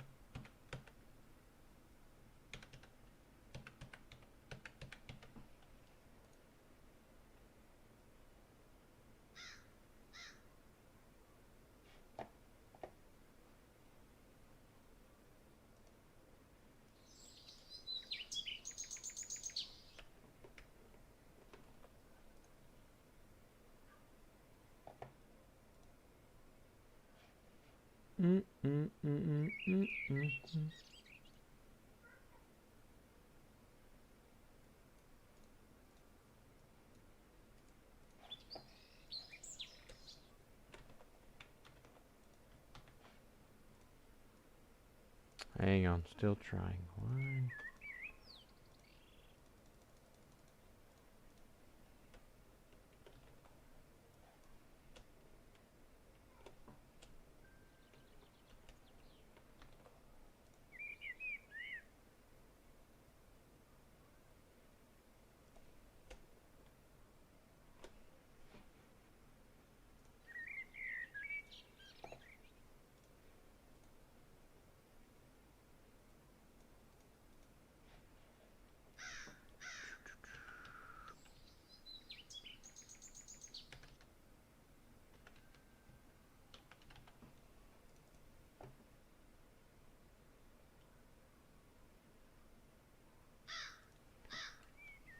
Oh, da, da, da, da, da.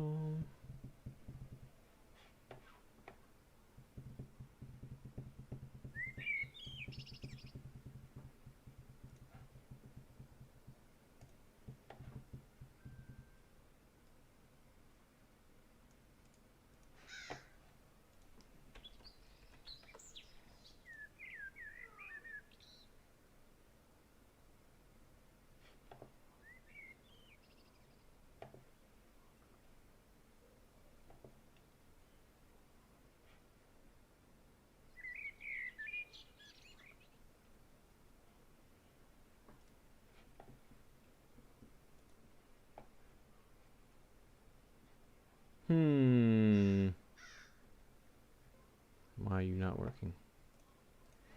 Sorry, I'm putting up here so I can read what's going on exactly. Oh.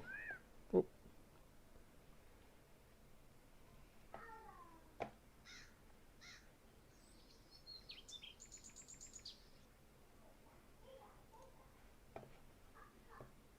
Maybe I have to update it. Maybe that's what I need to do. Keep.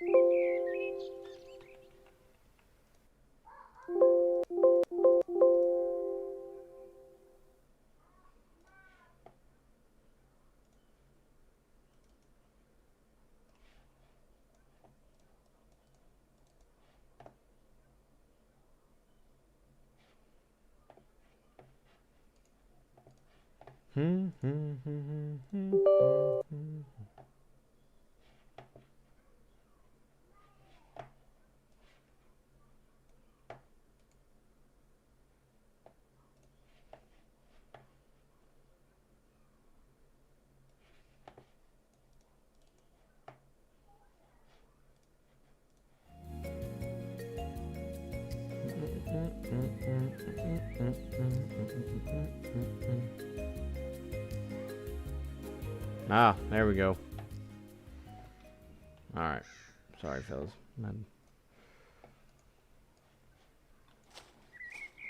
Oh man, I forgot how you do all this crap.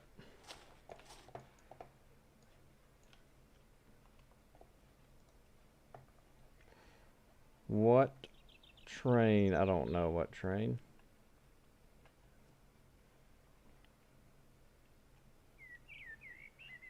Wow. I'm lost. I gotta figure out how to play this game all over again.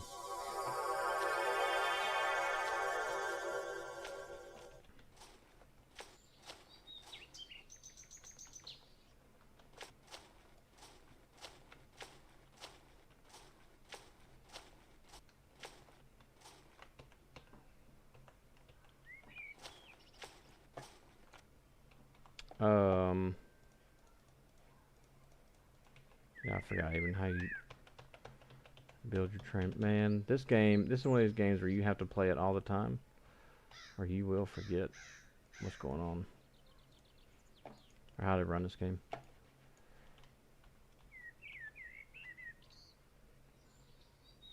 No NS train? What the heck? I have some of the NS skins, I believe. I don't know where I'm at. Where the heck am I at?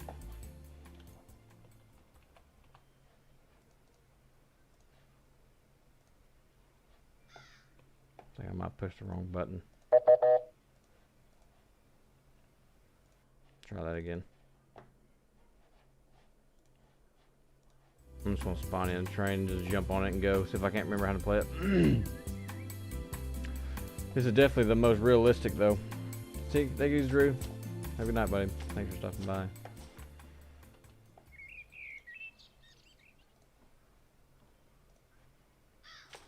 Yep, let's just jump on this one and go. I'll do a start. I remember that button.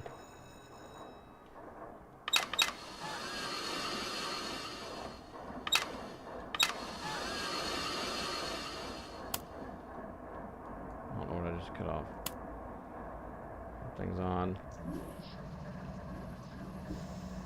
What is it? Wiper speed.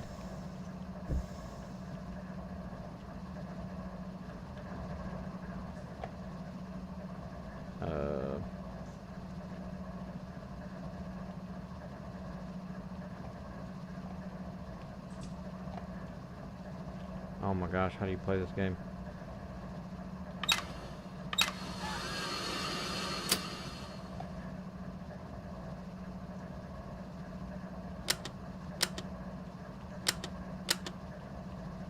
I'm just pushing every single button there is.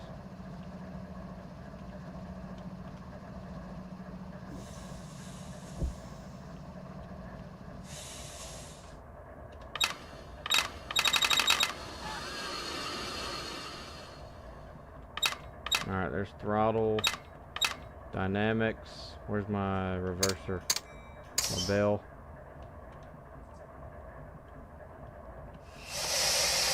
Automatic, independent, reverser. Alright, we're in business now, boys. Handbrake. Oh, I forgot how you do your handbrake. There we go. Where are we at?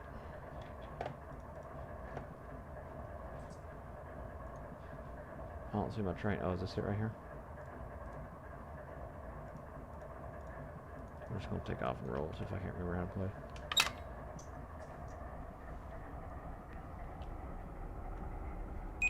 Oh, yep, we're rolling now.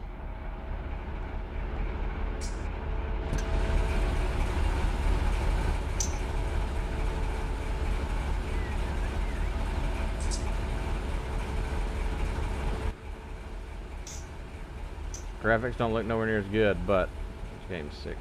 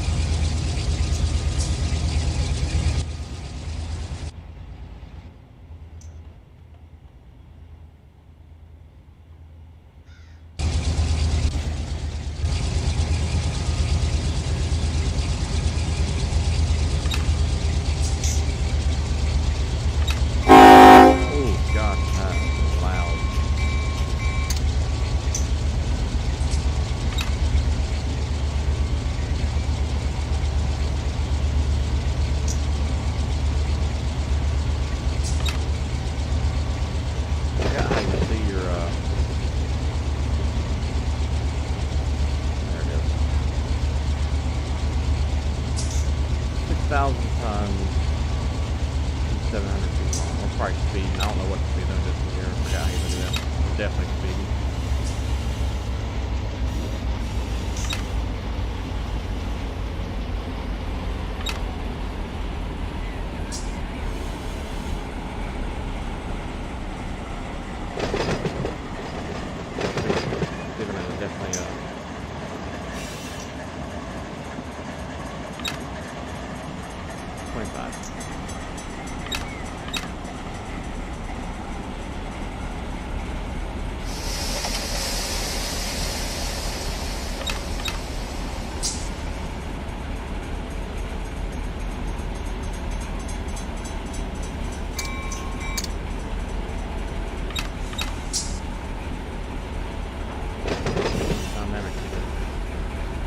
Set up.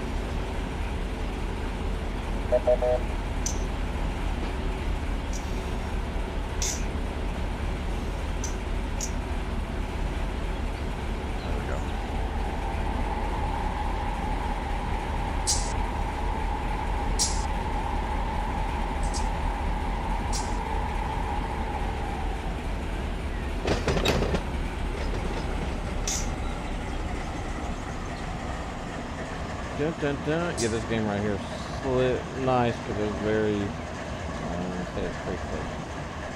Closest one I've ever had.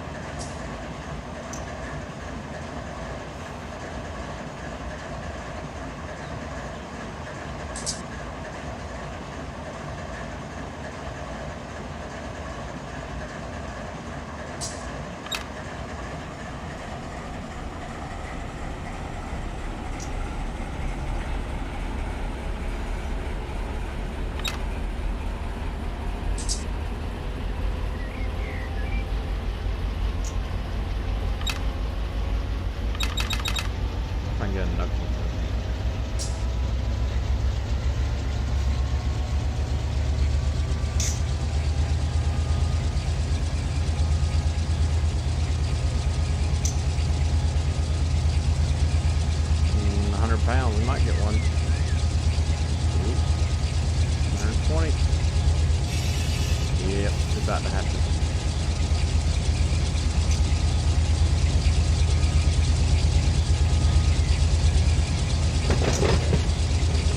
Wow, we didn't get one.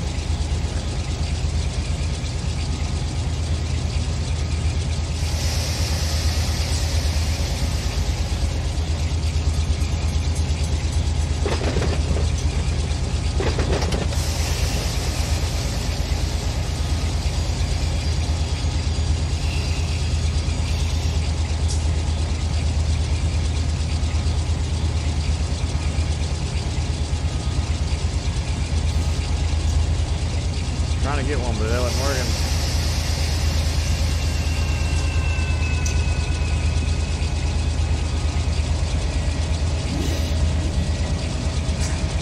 Oh, I see purple.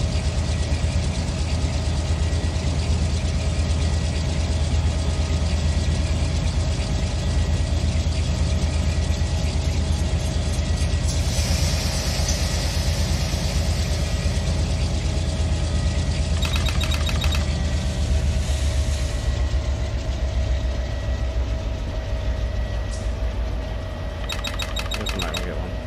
I tried. Impossible.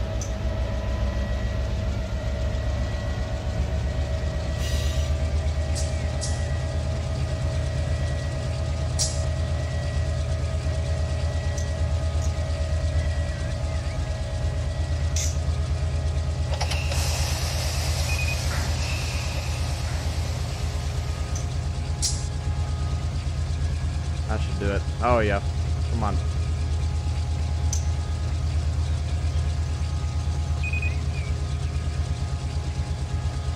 £220.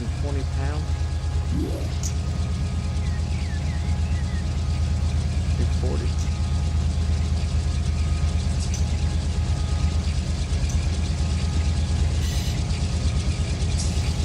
can't believe that.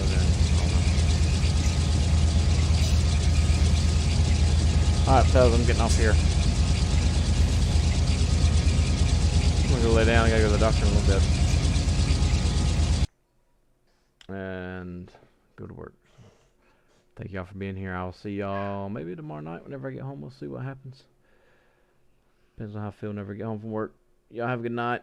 Don't have a good night, Dane. Appreciate you all being here. Drew, if you're still here, I think he's gone now. I'll see y'all tomorrow, though. Bye.